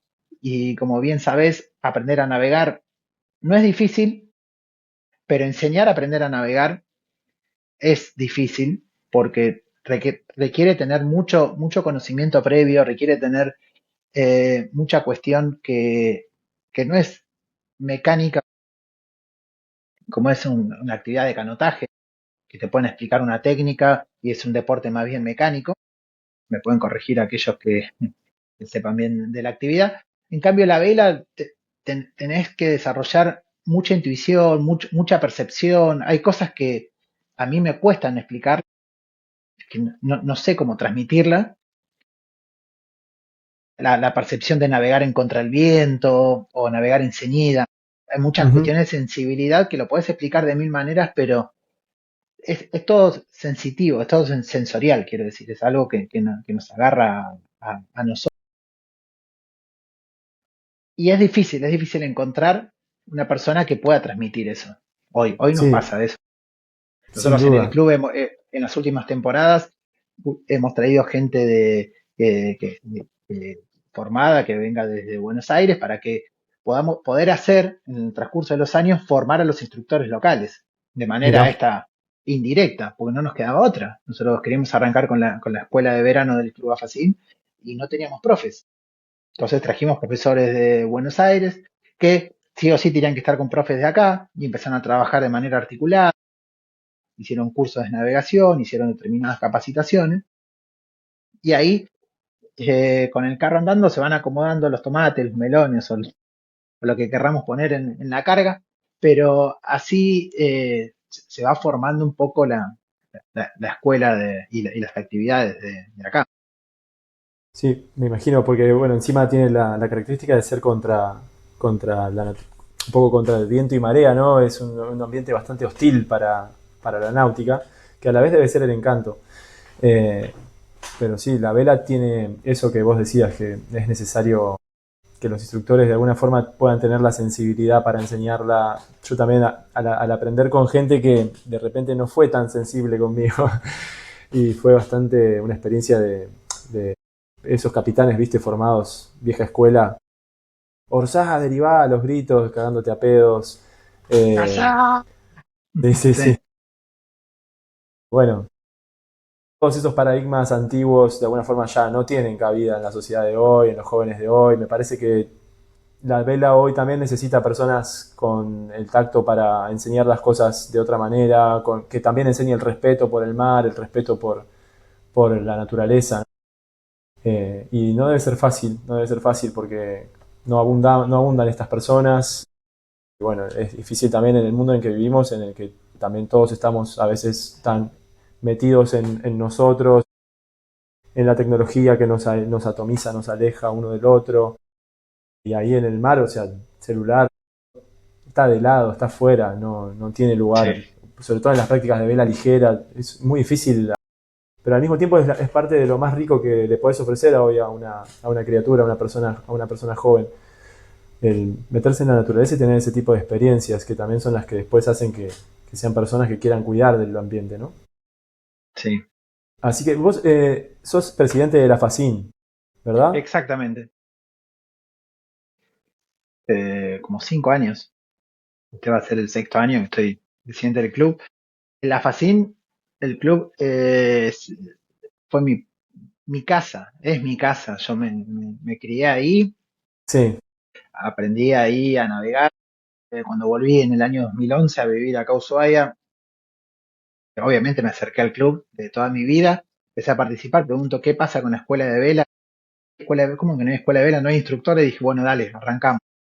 mirá Y vos, ahí empezamos había 3 Optimis, hoy cuenta el club con 8 Optimis, 2 Laser, 2 Pampero, 2 veleros tremendo. Phantom, tiene 3 botes auxiliares y si podemos hacer un dormis para cuando vengan estos instructores o gente de intercambio que quiera venir y que Muy podamos bueno. armar toda esta.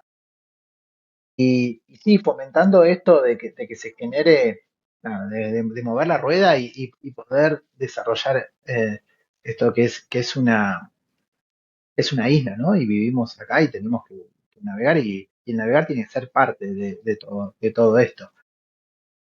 Esta Sí, temporada la escuela desarrolló bastante actividad, temporada me refiero a la de verano, y había un par de chicos bueno, que tuvieron la suerte de ir a compartir experiencias en algunos campeonatos de vela en Madrid, en Buenos Aires y otros en Chile también. Hay niños que, por ejemplo, yo siempre lo menciono, a Felipe Lupo, que él fue alumno mío de Optimis, Laser, Pampero, terminó la secundaria y dice, yo me voy a estudiar Marina Mercante. Ah, toma pavo. Se fue, estudió ahí en Buenos Aires, Marina Mercante, se recibió. Yo tenía que hacer un delivery de un barco de Buenos Aires hasta acá. Dije, Feli, vamos. Su viaje de egresados fue embarcarse y fue muy gracioso porque embarcamos ahí, pues me voy por las ramas. No, por favor. Embarcamos ahí en Barlovento y le digo, bueno, me dice, ¿qué crees que haga? Feli, yo tenía que preparar el barco 2 días antes de salir, preparando el barco a un montón. El mono me ayudó mucho a preparar el barco ese. Y vos me tenés que sacar de acá, vos me tenés que llevar al mar. Sacame de los canales, yo no me quiero ocupar de todo esto. Salimos ahí y le digo, bueno, toma Feli, sácame de acá. Uy, no hice nada, me dice. Ahí sí teníamos Navionics y teníamos iSailor en el teléfono, así que empezamos a navegar un poco con todo esto de la ayuda de la cartografía.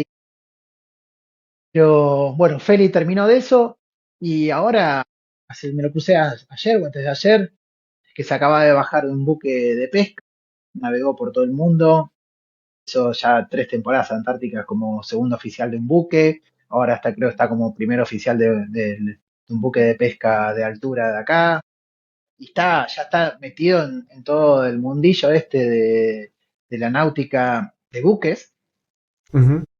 y es increíble, yo no puedo creer, me acuerdo, hace unos años atrás me convocaron para llevar de acá a Ushuaia a Piriápolis un Selma Expedition de mis amigos los polacos. Sí, Llegando a la altura del Río de la Plata, yo estoy durmiendo y me llaman y me dicen, Diego, te llaman por radio. ¿Eh? Sí, un buque tanque, me dicen. ¿Quién será? Cuando voy así era Felipe, mira vos. que Tremendo. estaba de guardia en el caso y llegué, hija de puta, no, nos encontramos mirando, así que yo no podía Tremendo. creer. Y era, tenía de chiquito en Optimis y que me esté llamando y diciendo, seguro que venías vomitando, no sé qué, agitándome con eso. Y le digo, vos estás con la taza de té ahí tranquilito y nosotros veníamos dándonos rosca, Qué locura. pero bien, es muy lindo. Entonces, ver estas personas que uno cree que en cierta medida les cambió, no es si les cambió la vida, sino les cambió la forma de ver la actividad y poder despertarle el interés de que sea algo más allá de una forma de trabajo, de un modo de trabajo, sino que sea una forma de vida. Y él ahora está navegando en eso. Entonces yo siempre sostengo, ahora hablando como institución, que si tenemos gente, alumnos o exalumnos que hacen esto, yo creo que ya está, ya ganamos, ya se justifica toda la inversión en tiempo, energía y dinero que hizo el club para poder tener estos resultados. Seguro. No, tremendo. Y en el club, bueno, hoy tiene la escuela de vela ligera, pero también dan cursos de timonel, patrón. ¿Eso lo haces vos con tu barco? Sí, el club lo que hace, da también, hay determinados grupos hay 3 personas que damos los cursos ahí en el club. Entonces tenemos yo de los cursos de timonel, hay otro grupo que también da también timonel y otros chicos que dan cursos de iniciación a la navegación, que en su momento era lo que es Grumete, ahora con todo el cambio del Reginave que hubo, que se sacó esa categoría, nosotros acá tratamos de seguir haciendo de iniciación para que la gente tenga determinadas herramientas y poder, hoy con toda esta dinámica de cambio de tecnología y demás, si vos le planteas a una persona hacer un curso de navegación de 3 meses, te dice, no, tiene que ser algo corto. Entonces, ¿qué resolvimos acá? Hacerlo corto en etapas. Entonces, primera parte, en la parte de iniciación a la navegación, que te enseñan básicamente a llevar un barco de unos 20, 25 pies, de un punto A a un punto B en vela, a vela, listo. Después ya pasamos a un curso de timonel donde agregamos un poco más de teoría, un poco bastante más de teoría, poco más de desarrollo y trabajo de carta y cálculos de carta, navegación sin el puerto está abierto, nosotros navegamos igual y vamos trimando el barco de acuerdo a las condiciones que tiene, que tenemos presentes ese día. Empezamos un poco más a explorar y movernos entre las islas, poder recorrer toda esta zona que nos habilita nuestro brevet, nuestro carnet náutico, todos los lugares que nos habilita a navegar, tratamos de recorrerlo en su mayoría, no el 100%, pero un 80% de los lugares que podemos recorrer, los recorremos. Entonces le vas dando como herramientas y tratando de sembrar lo que es el interés o el bichito, entre comillas, de la exploración. Que yo creo que el descubrir, nosotros acá tenemos la suerte de navegar en muchísimos lugares que han sido poco navegados o poco descubiertos, y eso es extremadamente enriquecedor y extremadamente eh, confortable para uno, reconfortable Seguro. para uno, porque nosotros nos genera esta idea de ir explorando, de meterte en lugares donde no hay cartografía, donde quizás nadie entró, o hablando, sí, una vez entró un velero acá hace 30 años, o te bajás caminando a un lugar y por ahí te encontraste un sitio arqueológico, y vas mirando así, te encontraste una punta de flecha, o te Wow. encontraste un resto de algo, de un naufragio o algo así, y eso está, no es que andamos recolectando todo por todos estos lugares, pero están presentes. Hay lugares y todo esto está buenísimo. Y nosotros tratamos de transmitirlo en los cursos, tratamos de transmitir el interés ese y tratamos de transmitir todo el interés de la navegación consciente, navegación segura y la mitigación de todos estos riesgos que nos implica estar en el agua. Por ejemplo, nosotros acá, la maniobra hombre al agua, contemplar un hombre en el agua no es una variable que nosotros queremos tener. Nos puede pasar, sabemos que cuando nos subimos al barco hay dos tipos de personas las que caminan arriba del barco, los que se cayeron al agua y los que se están por caer. Eso es así, Seguro. es fija. Entonces uno siempre trata y hace mucho hincapié, siempre vamos con arnés y siempre tratamos de ir con el salvavidas. Y no me acuerdo qué te estaba diciendo. Bueno, que hay dos tipos de personas arriba de un barco, las que Los que se caen, todavía los no que se se están por caer. cayeron. Y Y cómo transmitís entonces eso en... Sí, siempre doy prácticamente una clase diciendo, por favor, les suplico, no se caigan. Tienen que tener cuidado con esto, cuidado con lo otro, desarrollar toda la cuestión de equilibrio. Y es parte de esto de desarrollar la seguridad y lo que tanto insisto con lo que es la mitigación del riesgo a bordo. seguro. Me quedo también con la parte de formar no solo personas que navegan, digamos, o propietarios de embarcaciones, sino formar a personas con un poco de interés en lo que es explorar, en lo que es la exploración, la aventura, ¿no? Me parece súper enriquecedor porque termina siendo también una escuela de vida. Sobre todo cuando de esto llega a personas jóvenes, a niños, a gente que tiene todavía su personalidad, sus intereses por terminar de desarrollarse, termina siendo tremendamente enriquecedor, como nos debe haber pasado a vos y a mí en su momento. Bueno, eso, poder mantener ese legado y mantener ese espíritu de la exploración que parece hoy también tan difícil porque uno como que da la impresión de que ya no hay tanto por explorar, no hay tantos lugares vírgenes, pero de repente sí, y el mar es ese lugar que más cerca hay para explorar y para correr aventuras, para hacer aventuras, siempre calculando los riesgos, siendo consciente de ellos y mitigándolos en todo lo que es posible, justamente para poder asumirlos y bueno, llevar adelante aventuras y exploraciones. Me parece mucho más interesante que de repente, bueno, formar personas que sepan ir de un punto A a un punto B. Claro.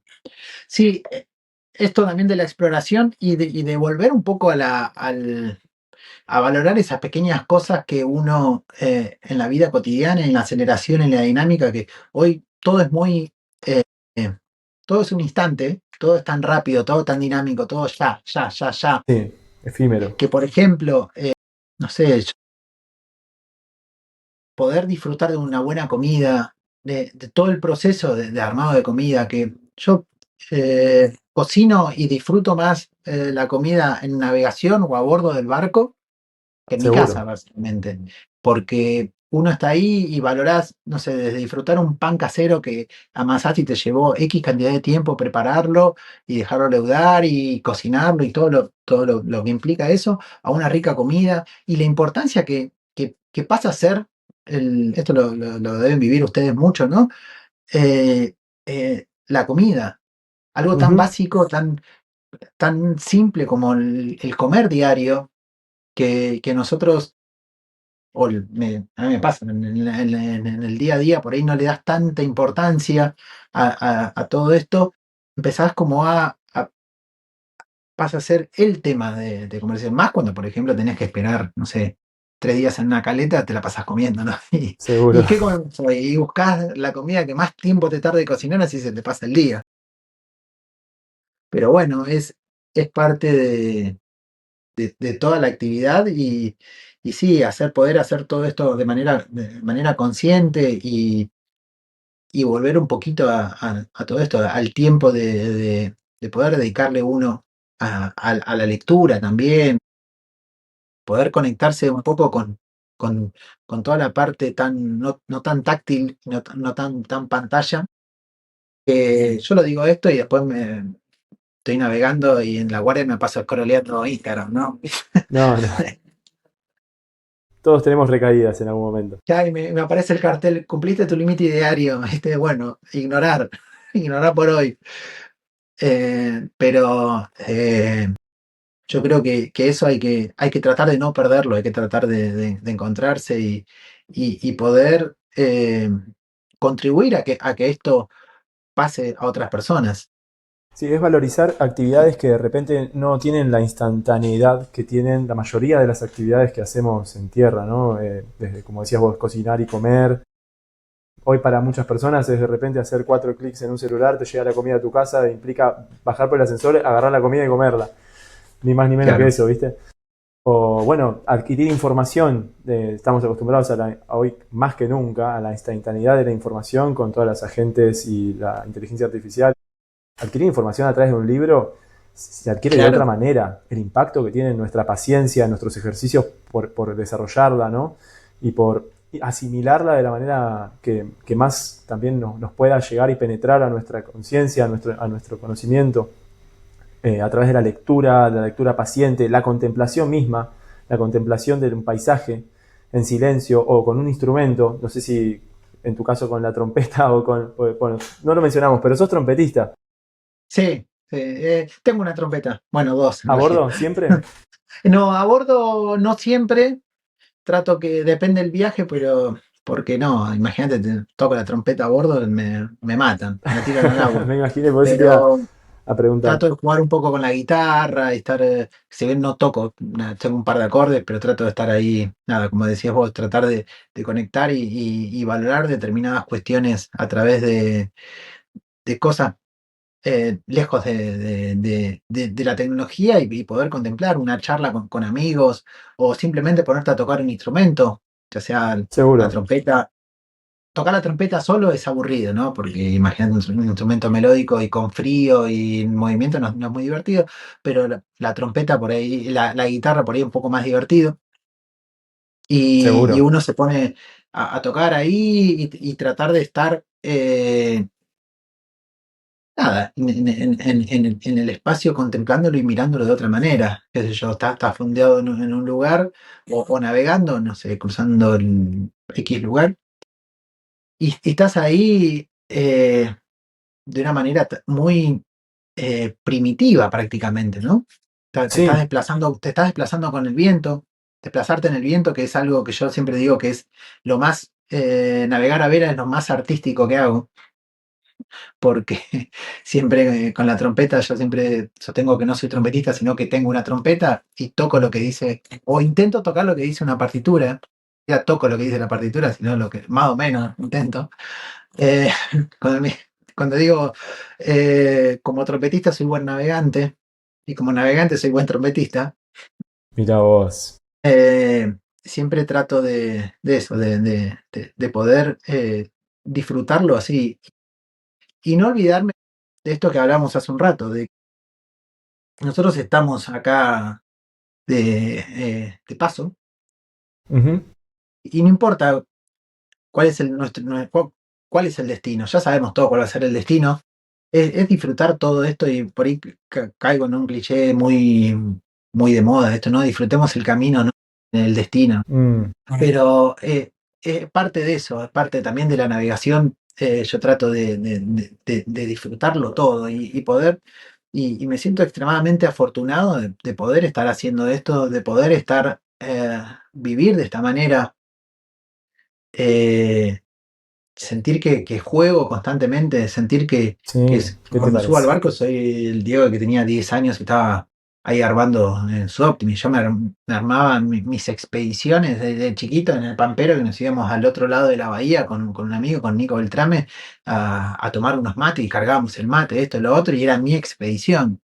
Hoy, ahora que sueño con un montón de lugares, destinos, que digo, bueno, puedo ir a cualquier parte del mundo, puedo hacer lo que quiera, tengo los medios para hacerlo. Lo que no tengo ahora es el tiempo o no tengo eh, el capital que lo banque, Sí, pero sí el barco, entonces empezás ahí a jugar con todo eso y creo que es parte de eso, de poder uno encontrar ese lugar donde se siente vivo, donde se siente feliz, donde se siente divertido, donde se siente un niño también, ¿no? Que está tremendo, jugando. Mm. tremendo privilegio. Y también, bueno, lo transmitís con esa sencillez, ¿no? De sentirse un poco niño nuevamente y a la vez cargado de toda la responsabilidad adulta de, bueno, el legado, ¿no? Y lo que estás dando a los demás a través de las expediciones y las personas que navegan con vos, las personas que aprendieron a navegar con vos y aprendieron este estilo de vida, esta forma también de vivir que nos da la náutica, nos da el mar, nos da esta actividad. Me parece que es súper valioso y es súper interesante también cómo te atraviesa. Y me queda entender un poco, recién mencionabas el asunto de los recursos, ¿no? De cómo financiar, de cómo costear todo esto, porque es también la dificultad que muchos encontramos, que no dejamos que nunca que nos detenga, porque bueno, navegar a vela sigue siendo una forma económica, pero es la forma más cara a veces, viste, de viajar despacio. Y entiendo que lo haces a través de las expediciones y los cursos, pero bueno, también a la hora de pretender cumplir un rol social con los cursos, tampoco debe ser fácil financiarlo. No, no, tal cual. Si bien los cursos obviamente son arancelados, hoy por suerte la escuela de vela que tengo está habilitada por la prefectura y hice toda la cuestión, la parte también por ARCA, toda la parte impositiva, está todo Seguro. y dentro del sistema. Entonces todo eso tiene un costo diario Sí, sí, sí, altísimo. y con costo mensual que hay que solventarlo, que hay que pagarlo con todo esto de los cursos, y si bien me permite vivir bien, eh, es un sueldo como cualquier normal, y solamente que tengo la suerte de trabajar de lo que me encanta, de lo que me apasiona. Es así. No es que la parte académica no me gustaba, sino que no me apasionaba, no me da no tenía la pasión que tengo. Y ahí sí yo me lo tomaba como un trabajo, obviamente, iba a cumplir mi horario, mis objetivos académicos y más que mal iba marchando dentro del sistema. Pero Bueno, sí, se bien. torna a veces difícil, más que nada cuando uno quiere hacer una reparación, que vos mismo debes saber. Yo, por ejemplo, hace poco tuve una actualización del barco, pasé a un barco un poco más grande, el cual tuvimos que hacer muchísimo mantenimiento. Poder adquirir este barco también fue gracias nuevamente a la Fundación Quiroga de mis padres que me han ayudado también a poder encarar todo esto y apoyado en la decisión. Con esto no es que eh, solventan todo, sino que siempre alentando a ir para adelante. No, está clarísimo. Y bueno, decidir cambiar el motor es un montón de dinero. Entonces, A ver, perdón, ¿cambiaste el motor al PIC o estamos hablando de que conseguiste un barco mayor? otro barco más grande, sí, Ahí va, sí, sí, es ese que se llamaba La Pinta exactamente. Que y ahora ahora se se llama... Piglalun 2. En realidad, Oh, qué sí, bien, me sí, sí, encanta, estamos ahí. me encanta. Y sí, pues lo pinté del mismo color, hice la misma, era blanco, ahora es en rojo, con las rayas blancas también, todo lo mismo, el mismo color de pintura, todo como que se actualizó. Adentro también estamos menos luqueado igual, mismos. Eh, ¿Y al PIC uno lo vas a entonces, dejar ir o y continúa es la idea. cumpliendo? Yo creo, Ahí va. ahora hay ahí un par de interesados atrás de él, pero bueno, me pasa esto que uno por ahí desarrolla, es súper materialista y súper superfluo, valga la redundancia de súper, de lo que voy a decir, pero uno por ahí desarrolla un vínculo con la embarcación por todas las aventuras que compartió y ¿Qué le te da parece? identidad y le da personalidad al barco, que en el fondo, que no me escuchen porque ahora después me la va a hacer pagar, no deja de ser un cacho de fierro que está flotando. Es así. Sí, Y entonces yo lo que pienso es, el barco, bien, el último viaje largo que hice fue en febrero, me parece que fue, sí, febrero, a Península Mitre, y desde ahí hice un par de cositas cortas por acá y qué sé yo, pero creo que lo mejor es que consiga una persona que esté dispuesto a compartir muchas aventuras, disfrutarlo y poder navegar con él. Es un barco súper noble, súper permisivo, súper amigable y bastante simple. Yo, la escuela que tuve de navegación, siempre fueron todos los navegantes en, en hacerlo simple. Menos por menos es más, así que más seguro. simple, todo, menos enrosque, menos tecnología, menos por menos es más. Siempre tenerlo lo más simple posible y lo más seguro posible. Y como te decía, todo esto, lo del cambio de motor tiene un costo, tuve que aprender a hacer un montón de cuestiones. Lo instalé yo al motor, nunca lo había Mirá, instalado, pero me puse el año pasado nunca había instalado un motor, entonces me puse a buscar en internet, leer manuales. sí, sí, Yo era de las personas esas nada que fácil. creían que los manuales, nada, pasámelo que lo toco y ahí veo cómo funciona. No, para acá, hay una persona que hizo un manual de instalación y si lo seguís paso a paso como si fuese la receta de hacer una torta, te tiene que quedar bien. Seguro. Bueno, lo hicimos y nos quedó bien. ¿Motor y transmisión? Motor y transmisión y hélice nueva, acorde a la caja, todo. Esto hecho en tierra. Parte sí, parte no. Complejo. Sí, todo lo que es la alineación final y todo eso, al ser un casco de fibra, obviamente que todos los cascos tienen determinado movimiento y todo lo que es la alineación fina la terminamos de hacer en el agua, en la posición en la que el barco navega. ¿Qué características tiene el PIC 2? ¿Eso es también un barco de acero? No, es un barco de fibra de vidrio construido en el 79, es un Nelson 46 Mirá, en Italia. Es un barco bastante cómodo. Al momento de encararlo y poder comprarlos, dije, eh, es de fibra. A mí me gustan los barcos rústicos o por ahí un poco más pensando en poder ir a Antártida, pensando en poder navegar un poco más en los mares acá del sur. Y averiguando y charlando con mucha gente, con muchos amigos que son del palo, algunos de los que te mencioné anteriormente, eh, se subieron, lo miramos, lo vimos y es una construcción vieja, al ser una construcción vieja y al no tener ósmosis, es un muy buen barco que ha sido reforzado en su momento cuando decidieron traerlo acá para Argentina. Y la verdad que sí, adentro es muy cómodo, tiene 3 camarotes, 2 baños, un total de capacidad para 10 personas. eh, está cómodo, muy cómodo. muy bueno. Es la época, Entonces, el 79 es, perdón, es la época, digo, de los barcos de fibra súper reforzados.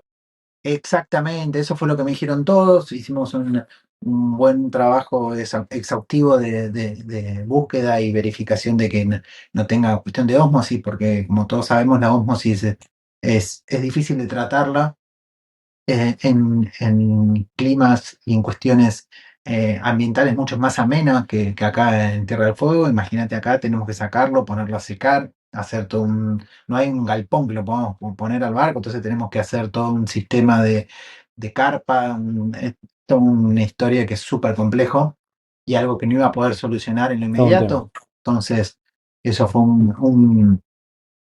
una limitante que por suerte no tenía nada, estaba muy bien. El único problema que tenía, entre comillas, que dejó de serlo al momento que lo saqué, fue el tema del motor, que tenía un motor que no caminaba, no andaba, no arrancaba, eh, estaba desinflado, tenía más de 10.000 horas, si no me equivoco, con muy poco mantenimiento, y bueno, en este caso lo viejo no funciona, y se decidió a encarar el cambio del motor.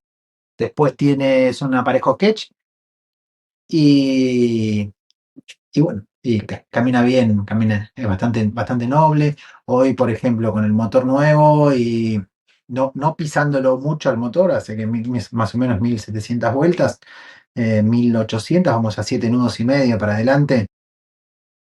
Eso a la hora de hacer lo que yo llamo remontar el canal. Nosotros si navegamos en sentido oeste, es decir, este hacia oeste, vamos a navegar con corriente en contra y vientos predominantes en contra. Con lo cual, a veces en algunos lugares tenemos un nudito en el canal, un nudo de corriente en contra, 0,9, 0,8 de corriente, y es un montón. Poder navegar a esa velocidad, miércoles, suma y te acorta mucho las Seguro. distancias, con lo cual no es que quiero una lancha, pero velocidad de seguridad también dentro del canal, de acuerdo a las Seguro. ventanas meteorológicas. Si nosotros tenemos que navegar a 2 nudos, por la corriente en contra y el viento en Mm, contra, y se complica. Esto que hace también seguro. a poder Sí, sí, abrirme sí. un poco más. El PIC también navega rápido, también está cerca de los 7 nudos, tiene un motor grande también de 50 caballos, una hélice grande preparada para esta relación de caja y todo eso, que también un estudio que hice en pandemia, en horas al pedo, no sé, ¿por qué no camina el barco? ¿Por qué no camina el barco? Me leí todo el manual de la caja, estudié, empecé a ver prácticas ver cuestiones de relación de caja, de hélice y toda la cuestión, y dimos en la tecla con la hélice perfecta para ese tipo de relación de caja, gracias voy a pasar el chivo a Alexis Pena, de Hélices Pena de Buenos Aires. Él me encontró el punto e hicimos Bien. la hélice así tal cual como tenía que ser. Y esto, bueno, yo en búsqueda yo digo, no quiero ir nunca de menos de 5 nudos con el barco porque me cambia toda la ecuación. Y, y esto me permitió con el PIC 2 poder hacer nada, tiradas un poco más largas, tener una ventana de navegación eh, eh, un poco más grande, ¿no? Llevarlo a poder navegar con bastante viento más en contra, es lo que nosotros tenemos, o viento a favor o viento en contra. Porque es así, ¿no? Nunca vamos a navegar de Sí, través sí, con sí, un sí. través de 15 nudos que nos lleva bárbaro para adelante, no, acá o tenemos 25 de jeta o tenemos 30 de popa y, y es así en La el naturaleza canal. del canal de Beagle. Siempre viento predominante del oeste. Y bueno, corriente a favor o corriente en contra. Exactamente, exactamente. Para ir es fácil, vamos para el lado de Península Mitre, dale, vamos. Después, cuando volvemos, no sé, ahí vemos cuando tenemos la ventanita. Sí, sí. Velocidad también, como decías, es seguridad. Es el criterio también que se aplica en los catamaranes, todos los barcos multicasco. Y que bueno, tienen esa gran ventaja sobre los monocascos, ¿no? No se ven muchos catamaranes, me imagino, en esas latitudes. No, la verdad que no.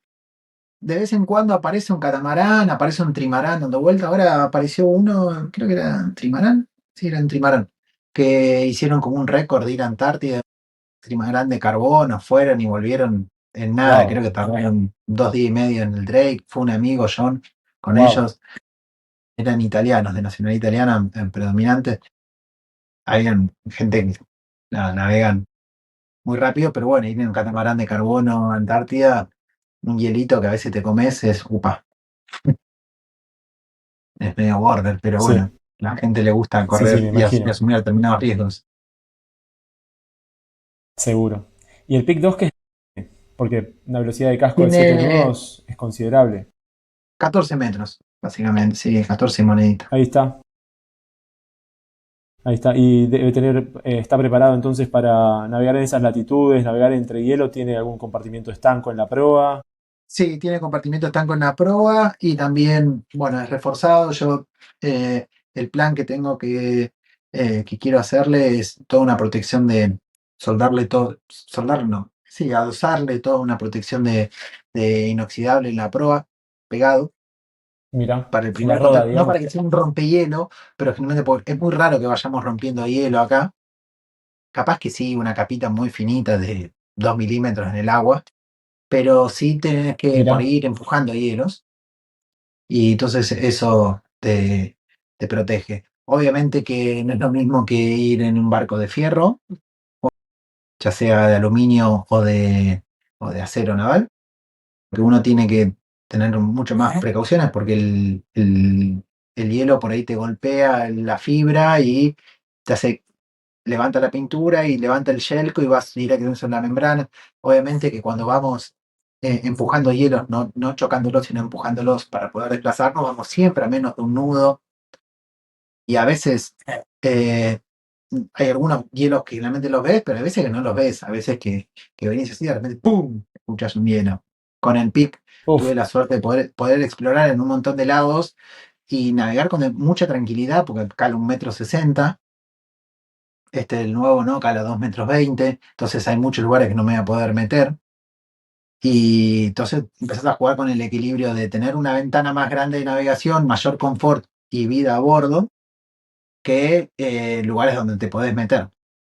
Entonces, con el pique nos hemos metido a lugares que de repente quedaste ahí apoyado en el fondo ah, qué, y te empezás a reír y qué decís, dolor. bueno, ya fue, listo, salimos para atrás, buscar la manera de salir. Obviamente todo esto a una velocidad de desplazamiento, como te decía, menos de un nudo. Entonces es un toquecito. Al ser de fierro, bueno, un rayoncito, no pasa nada.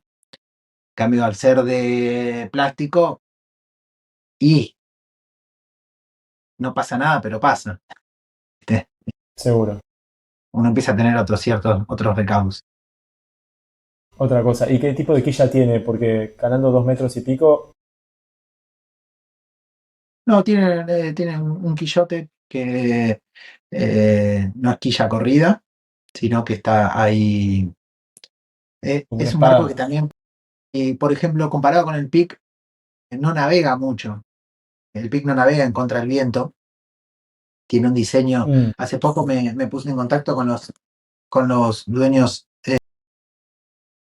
con los constructores del barco, una familia que lo construyó para navegar por el mundo. Y me pasaron uno de los planos. Y el primer plano que me pasaron, ellos tenía como una quilla retráctil que a la hora de la práctica lo que hicieron fue rellenar de lastre toda esta zona. Por eso es un barco muy estable.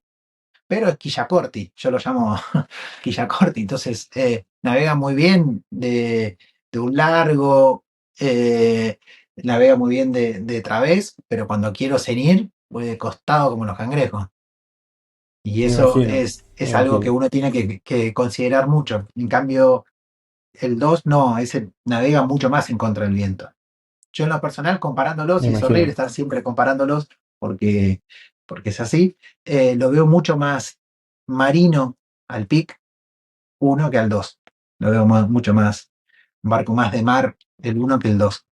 El otro tiene mucho más confort, todo. No significa que no sea de mar, pero lo veo como más, nada, más tanquecito. Bien. Y seguramente sea un barco que te permita hacer otro tipo de expediciones, como decías vos, de ir un poco más lejos, teniendo en cuenta sus capacidades. ¿Pensás en cruzar el Drake, por ejemplo? Es una de las ideas, poder cruzar el Drake. Sueño también con poder ir a Georgia del Sur, ¿por qué no? ¿Viste? Poder explorar todas esas aguas, todos esos lugares. Es súper, súper lindo. Tengo invitaciones para ir ahora como tripulante en otros barcos, pero bueno, uno siempre quiere ir con su barco y quiere llegar hasta allá a poder conectarse. Ni Después uno hablar. llega allá y decís, no, puta madre, queda la vuelta todavía. ¿Quién me mandó a venir hasta acá? Pero bueno, uno también lo disfruta y es esto de ir corriendo, por ejemplo, la zanahoria de hasta dónde quiere navegar. El, no hay como un techo marcado en la navegación, sino que el techo se lo pone uno, y esto lo sabemos todos, y siempre y cuando sea uno con criterio, con respeto al mar, con respeto a todo lo que nos rodea, eh, ese criterio nos va a hacer llegar hasta nuestro propio límite y poder ir pasándolo un poquito más. Siempre con respeto y Ujú. cuidado, no digo de ir a hacer locuras y mucho menos, ¿no? Asumir riesgos, que es buenísimo, que es lo que en la vida nos hace sentir vivos y constantes, ir a asumir riesgos y decir, wow, la adrenalina que nos genera todo esto, pero también Seguro. tener esta cuestión de poder ir corriendo eh, la zanahoria un poquito más.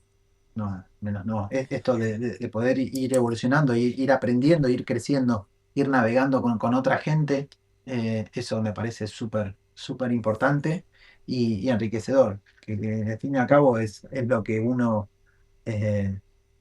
tiene que avanzar y crear, ¿no? Construir esta riqueza que nosotros que tenemos, que llevamos en nuestra mochila de conocimientos. Ni hablar.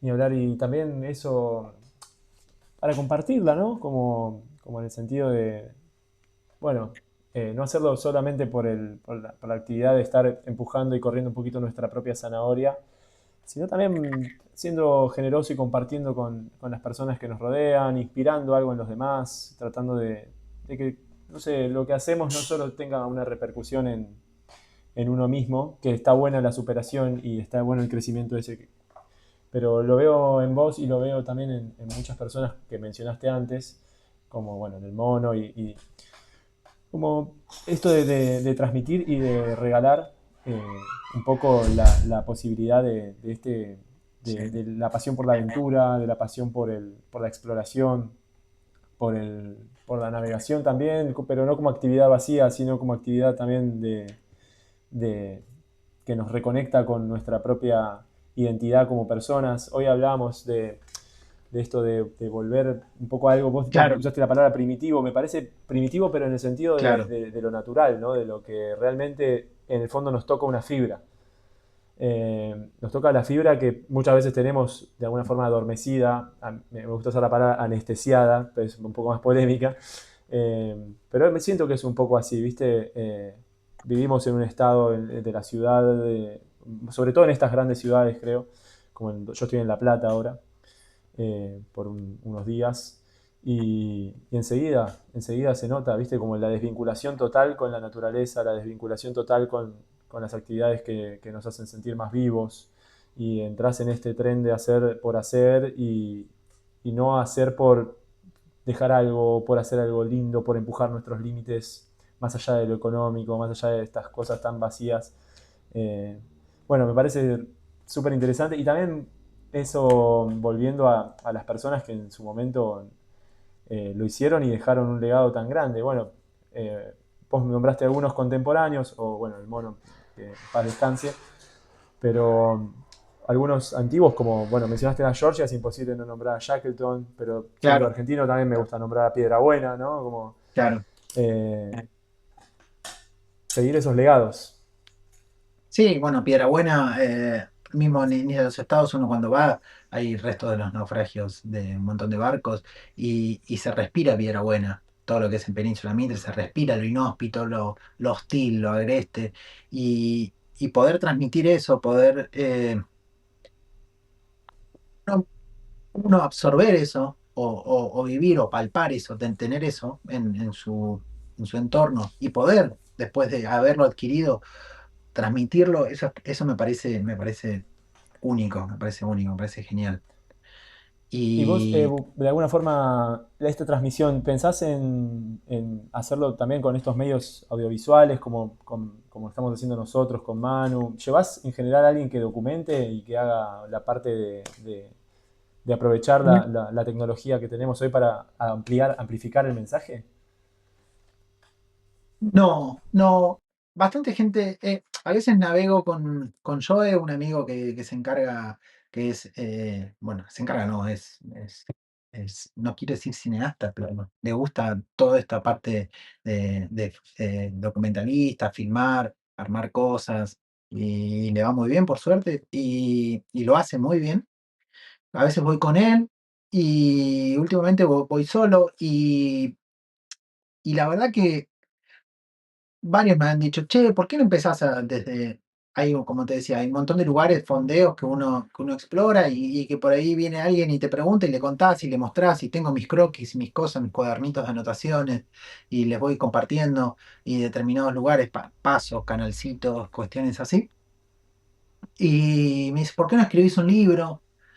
Y yo la verdad que no me siento en condiciones de escribir un libro, no me siento en condiciones de, de verdaderamente me da vergüenza a mí en mi Instagram aparecer en videos hablando o explicando tal o cual cosa, porque en mi Instagram tengo gente, no sé, algunos de los que te nombré, y que me vean a mí explicando una cosa y digo, no quiero ser tan, eh, no sé, me da vergüenza a mí en lo personal, es algo que por ahí no lo puedo explotar hoy en día. No sabes Quizás cuánto a te futuro entiendo. lo madure, lo desarrolle en lo personal y lo pueda llegar a hacer, pero no, no lo hago. Eso resuena mucho en mí porque no sabes lo que me cuesta, ¿eh? Y ahora estoy poniéndole la cara al proyecto, pero mucho tiempo me pasó y me sigue pasando. Es una vergüenza tremenda de poner la cara a las cosas que uno hace. Sí, yo creo que también es parte de esto de agarrar coraje y decisión. Parte de lo que decís vos de la vergüenza y del ir evolucionando, yo cuando adquirí el PIC, que lo traje de Puerto Montt, hice todo el viaje, toda la cuestión, lo filmamos todo, lo tenemos todo registrado, todo bien grabado, todo, nunca lo editamos, por ejemplo. No me digas. Eh, tengo, tengo toda la cuestión, no sé, hice la reparación del barco, tuvimos 2 meses trabajando alrededor de 14 horas por día, con todo el grupo de amigos, un montón de amigos que hicimos el refit del barco y, y no publiqué nada, ni una foto. Y tengo Uy, un no me montón de digas. material. Tengo material, lo mismo que del Big 2, del barco nuevo. Hicimos toda la modificación, todos los papeles, la cuestión de- también de cambio de motor, todo lo que tuvimos que hacer, desde cambiar toda la línea de escape, todo lo que nos llevó a eso, tuve que cortar mamparos, hacer escape nuevo, hacer fibra Wow. nuevo, hacer Uf. todo, aprendí a hacer fibra de vidrio, aprendí a hacer el waterlock también de la salida del escape, la altura del motor, el antisifón, el esto, lo otro, un montón de cosas, la alineación, reforzar la bancada del motor, cambiar de bancada, el cardan, todo eso que fue todo esto, lo tengo casi todo filmado y digo, ¿y qué me pone a dar explicaciones? Es algo como decís vos, algo que uno tiene que romperlo, tiene que madurar, ¿no? En el buen sentido de la maduración de Sí. todas estas cuestiones, ¿no? Es decir, romper los miedos y decir, bueno, capaz que alguien lo ayuda un poquito, o capaz que otro dice, que lo estás haciendo al revés, o no sé, y todos Mm. crecemos, ¿no? A través No, sin de duda. este intercambio y este aporte de ideas. Sin duda, sin duda. Y me pongo a disposición si necesitas una mano para compilar eso y darle cauce, Bueno, ¿verdad? estoy. Porque sí, ¿no? Me parece súper valioso. Y también, sobre todo, a mí me ayudó en su momento a desmitificar un poco la actividad, ¿no? Alejarla de como esto de que, bueno, si querés tener un barco, bueno, esperá tener 50 años y un montón de plata ahorrada para comprarlo Claro. y, y es la manera, ¿no? Bueno, hay otras formas de vivir, otras formas de hacerlo. Querés navegar y querés hacer aventuras, hacer exploraciones y, hay formas de hacerlo con los recursos De que uno forma, tiene, sí. con las formas que uno tiene, animándose, encontrando la vuelta. Para cambiar un motor hay un manual que si tenés Es criterio o manual. una formación mínimamente técnica, la podés hacer, ¿viste? No es algo imposible. Eh, Así que me parece que como ese legado, esa transmisión, a mí me hizo muy bien mamarla o aprenderla de otras personas y también siento la responsabilidad de, con mi ejemplo, transmitírselo a los demás. Mm. ¿Qué sé Sí, yo? yo creo que todos somos. Yo, por ejemplo, para hacer el waterlock que tenía que hacer del motor nuevo, que no me entraba ninguno de los que podía comprar, y lo hice mirando videos de YouTube, cómo ¿Hiciste en hacerlo. fibra? Después me puse a estudiar el manual, hablando con Pedro, lo llamo yo Pietrek, o con Igor, o con algún otro amigo de la náutica, y no tiene que tener esto. La función básica es esta. Bueno, a ver qué medidas tengo. Ok, lo hago así, así, así, y ir construyéndolo y haciéndolo. Y, Espectacular. y aprender a trabajar un material tan noble como la fibra de vidrio, que podés hacer cualquier cosa y súper resistente. Yo Seguro, lo hice y me paraba arriba, a ver si aguante, me paraba y saltaba arriba. Si no se raja, tiene que aguantar, listo, aguantó. Y venía seguro. gente y me decía, no, es de fibra de vidrio, tiene que ser de metal. Yo fui buscando de metal, hablaba con otros barcos y no, nosotros tenemos de metal y por la corriente galvánica que genera, la electrólisis que genera la salida del escape, la corrosión, bla, bla, el agua salada, la temperatura, todo esto genera, Sí, se termina picando con el tiempo. Te líquido. aconsejo hacerlo Sí, de plástico. Bueno, el plástico empezar a buscar, qué sé yo, no se puede. Fibra de vidrio, ¿por qué no? Bueno, fibra de vidrio, vamos. Y quedó tremendo. bien, bien hecho. Empezás a hablar y empezás a buscar, qué sé yo, llamás mecánicos, tengo mecánicos que viven en Brasil, amigos mecánicos que viven en Brasil, o en Uruguay, o en otro lado, dicen, no, sí, acá hay uno de fibra, y me mandan videos y me muestran el tamaño, la capacidad, cuántos litros tiene que tener. Entonces empezás a estudiar un montón de cosas que a mí eso me vuela la cabeza. Quizás Qué lindo. sí está bueno poder compartirlo. Es cierto también que vos me podés afirmar o contradecir en esto, que eso debe llevar un buen tiempo, ¿no? Todo lo que es filmarlo, Sí, la edición, después y ver y mover. Uno de los dos, sí, me imagino y ya sé quién, se encarga de toda la edición y todo el proceso de todo eso, y otro pone la cara. sí, Pero sí, sí, bueno, sí. Es así mismo. Y la verdad que sí, lleva mucho trabajo, pero vale la pena. Y también eso, mi reflexión es a raíz de haberme nutrido tanto, ¿no? De otras personas, no solo a través de las redes, sino de... Es un poco vivir con la actitud con la que lo haces vos, si me permitís decírtelo así tan directo, claro. porque es esto de transmitir, ¿viste? Por ahí las personas que navegaron con vos se llevaron mucho más que una experiencia de navegar por el vidrio, Sí, ¿viste? Es como hay capitanes y capitanes, capitanes que te inspiran más que otros y es esa forma de vivirla que me entusiasma y, y me parece más sí, valiosa. a mí, sí, yo he tenido la suerte o la desgracia de navegar con diferentes tipos de capitanes. Eh, la suerte de navegar con capitanes ¡callao! Que te cagan a pedo todo el día, que te gritan, que te suben, que te bajan, que te dicen sos un inútil, sos inservible, desde una Les mandamos un pedagogía saludo desde mortal. acá. Sí. Y que después esas personas, uno los toma como referentes, los quiere muchísimo, y otros que son totalmente lo opuesto.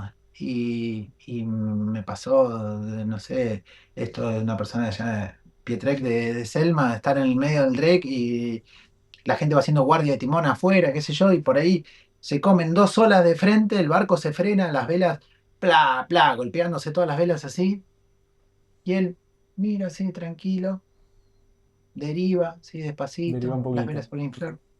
Y yo lo miro y le digo, ah, yo ya estaría a los gritos. Tranquilito, le dice. Eh, la gente disfruta. Dice. Y son cosas que uno dice, claro, es por ahí, es por ahí.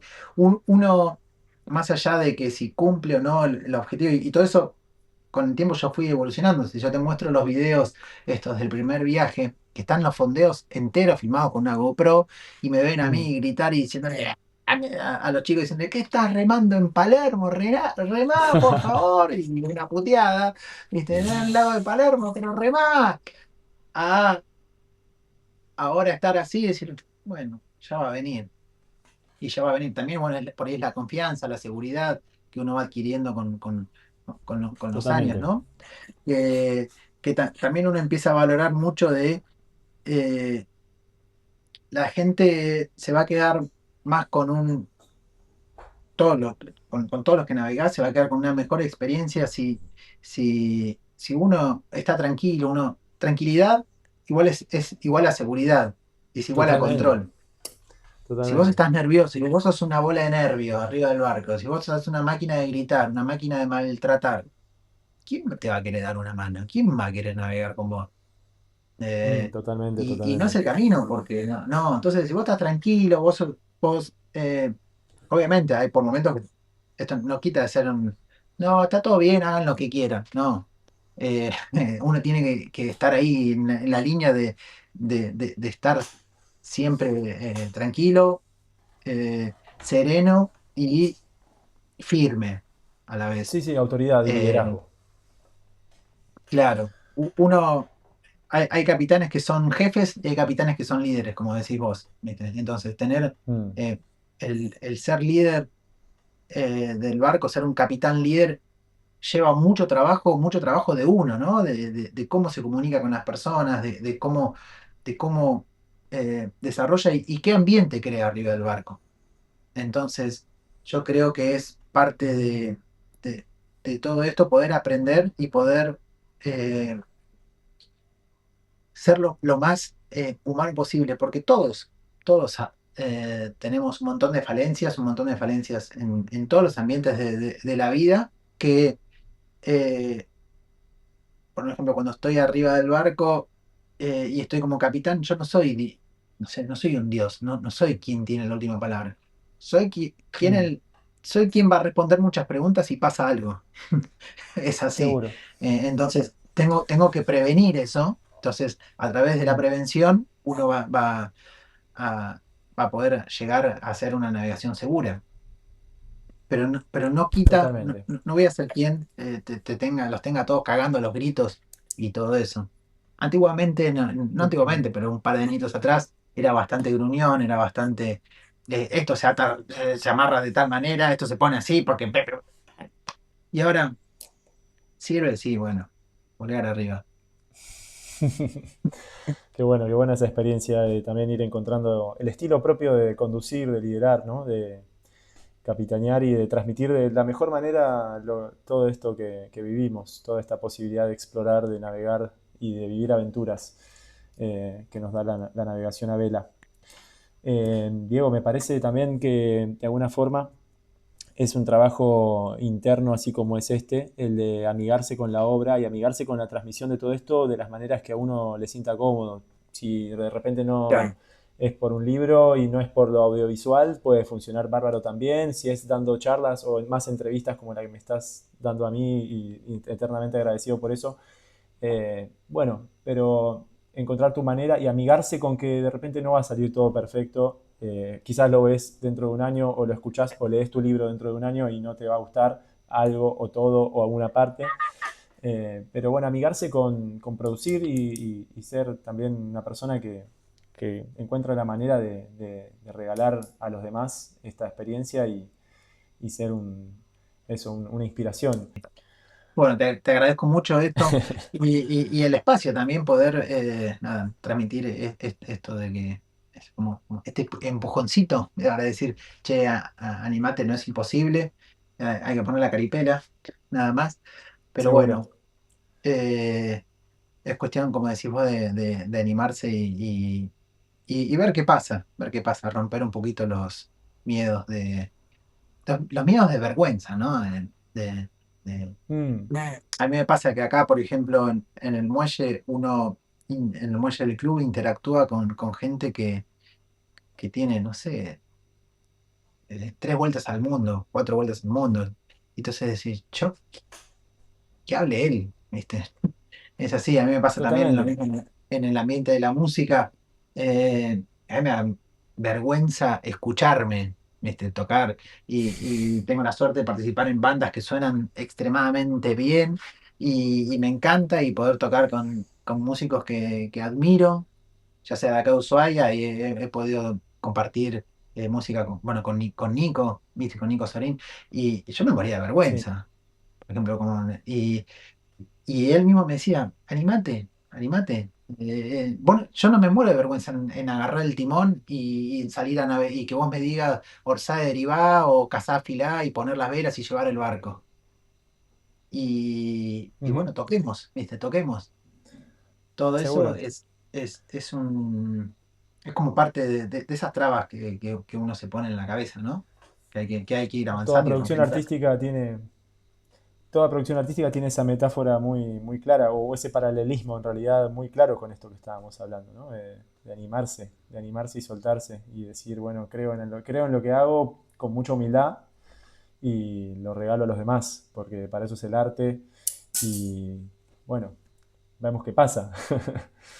Bueno, buenísimo, Diego. Muchas gracias por el tiempo. Quizás en otro momento nos encontremos en algún lado y podamos compartir algo más. Eh, pero me parece, no sé si vos querés agregar algo. Yo en todo caso quisiera mencionar que, bueno, las redes de tu proyecto, del PIC La Lun, las vamos a dejar acá en el video también. Y para los que están escuchando esto, la página del PIC, ¿querés decirla, mencionarla? Donde te pueden contactar. El Instagram es Piclalun, como suena piclalune.sb. Y pueden buscar ahí y ahí trato de compartir algunas de las fotitos, videos y trato de, de todos estos lugares maravillosos que recorremos y tenemos acá, el patio de casa, Y si alguien que es tiene el un canal. proyecto, ganas de una experiencia, de alguna expedición, seguramente te puede contactar a través de ahí, ¿no? Exactamente, sí, charlamos y podemos ir ver lo que quieran hacer, capaz que algo, si no es algo muy loco, o si es loco, capaz que sí, pero va a llevar un poco Si no más es de lo tiempo, suficientemente loco. pero algo se puede hacer, ¿no? Sí, yo creo que algo se puede hacer y encantado por ahí de compartir y charlar también con gente de lo mismo, no sé, esto si alguno tiene alguna duda, alguna cuestión de algo, ya sean de embarcaciones que quieren venir para acá o hacer alguna navegación de este lado o venir, qué sé, lo que sea, yo eh, a entera disposición de poder evacuar alguna duda, alguna cuestión que quieran resolver. Ahí estoy para ayudar y para hacer que toda esta comunidad náutica crezca un poco más. Seguro, Diego. Bueno, un millón de gracias por el tiempo de nuevo y bueno, estamos en contacto. Hasta la próxima. Un abrazo grande.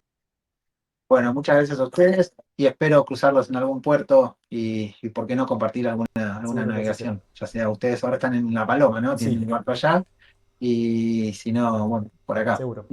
Un abrazo grande. Buena prueba. Dale, un abrazo. Gracias Chau, igualmente. chau. Chao.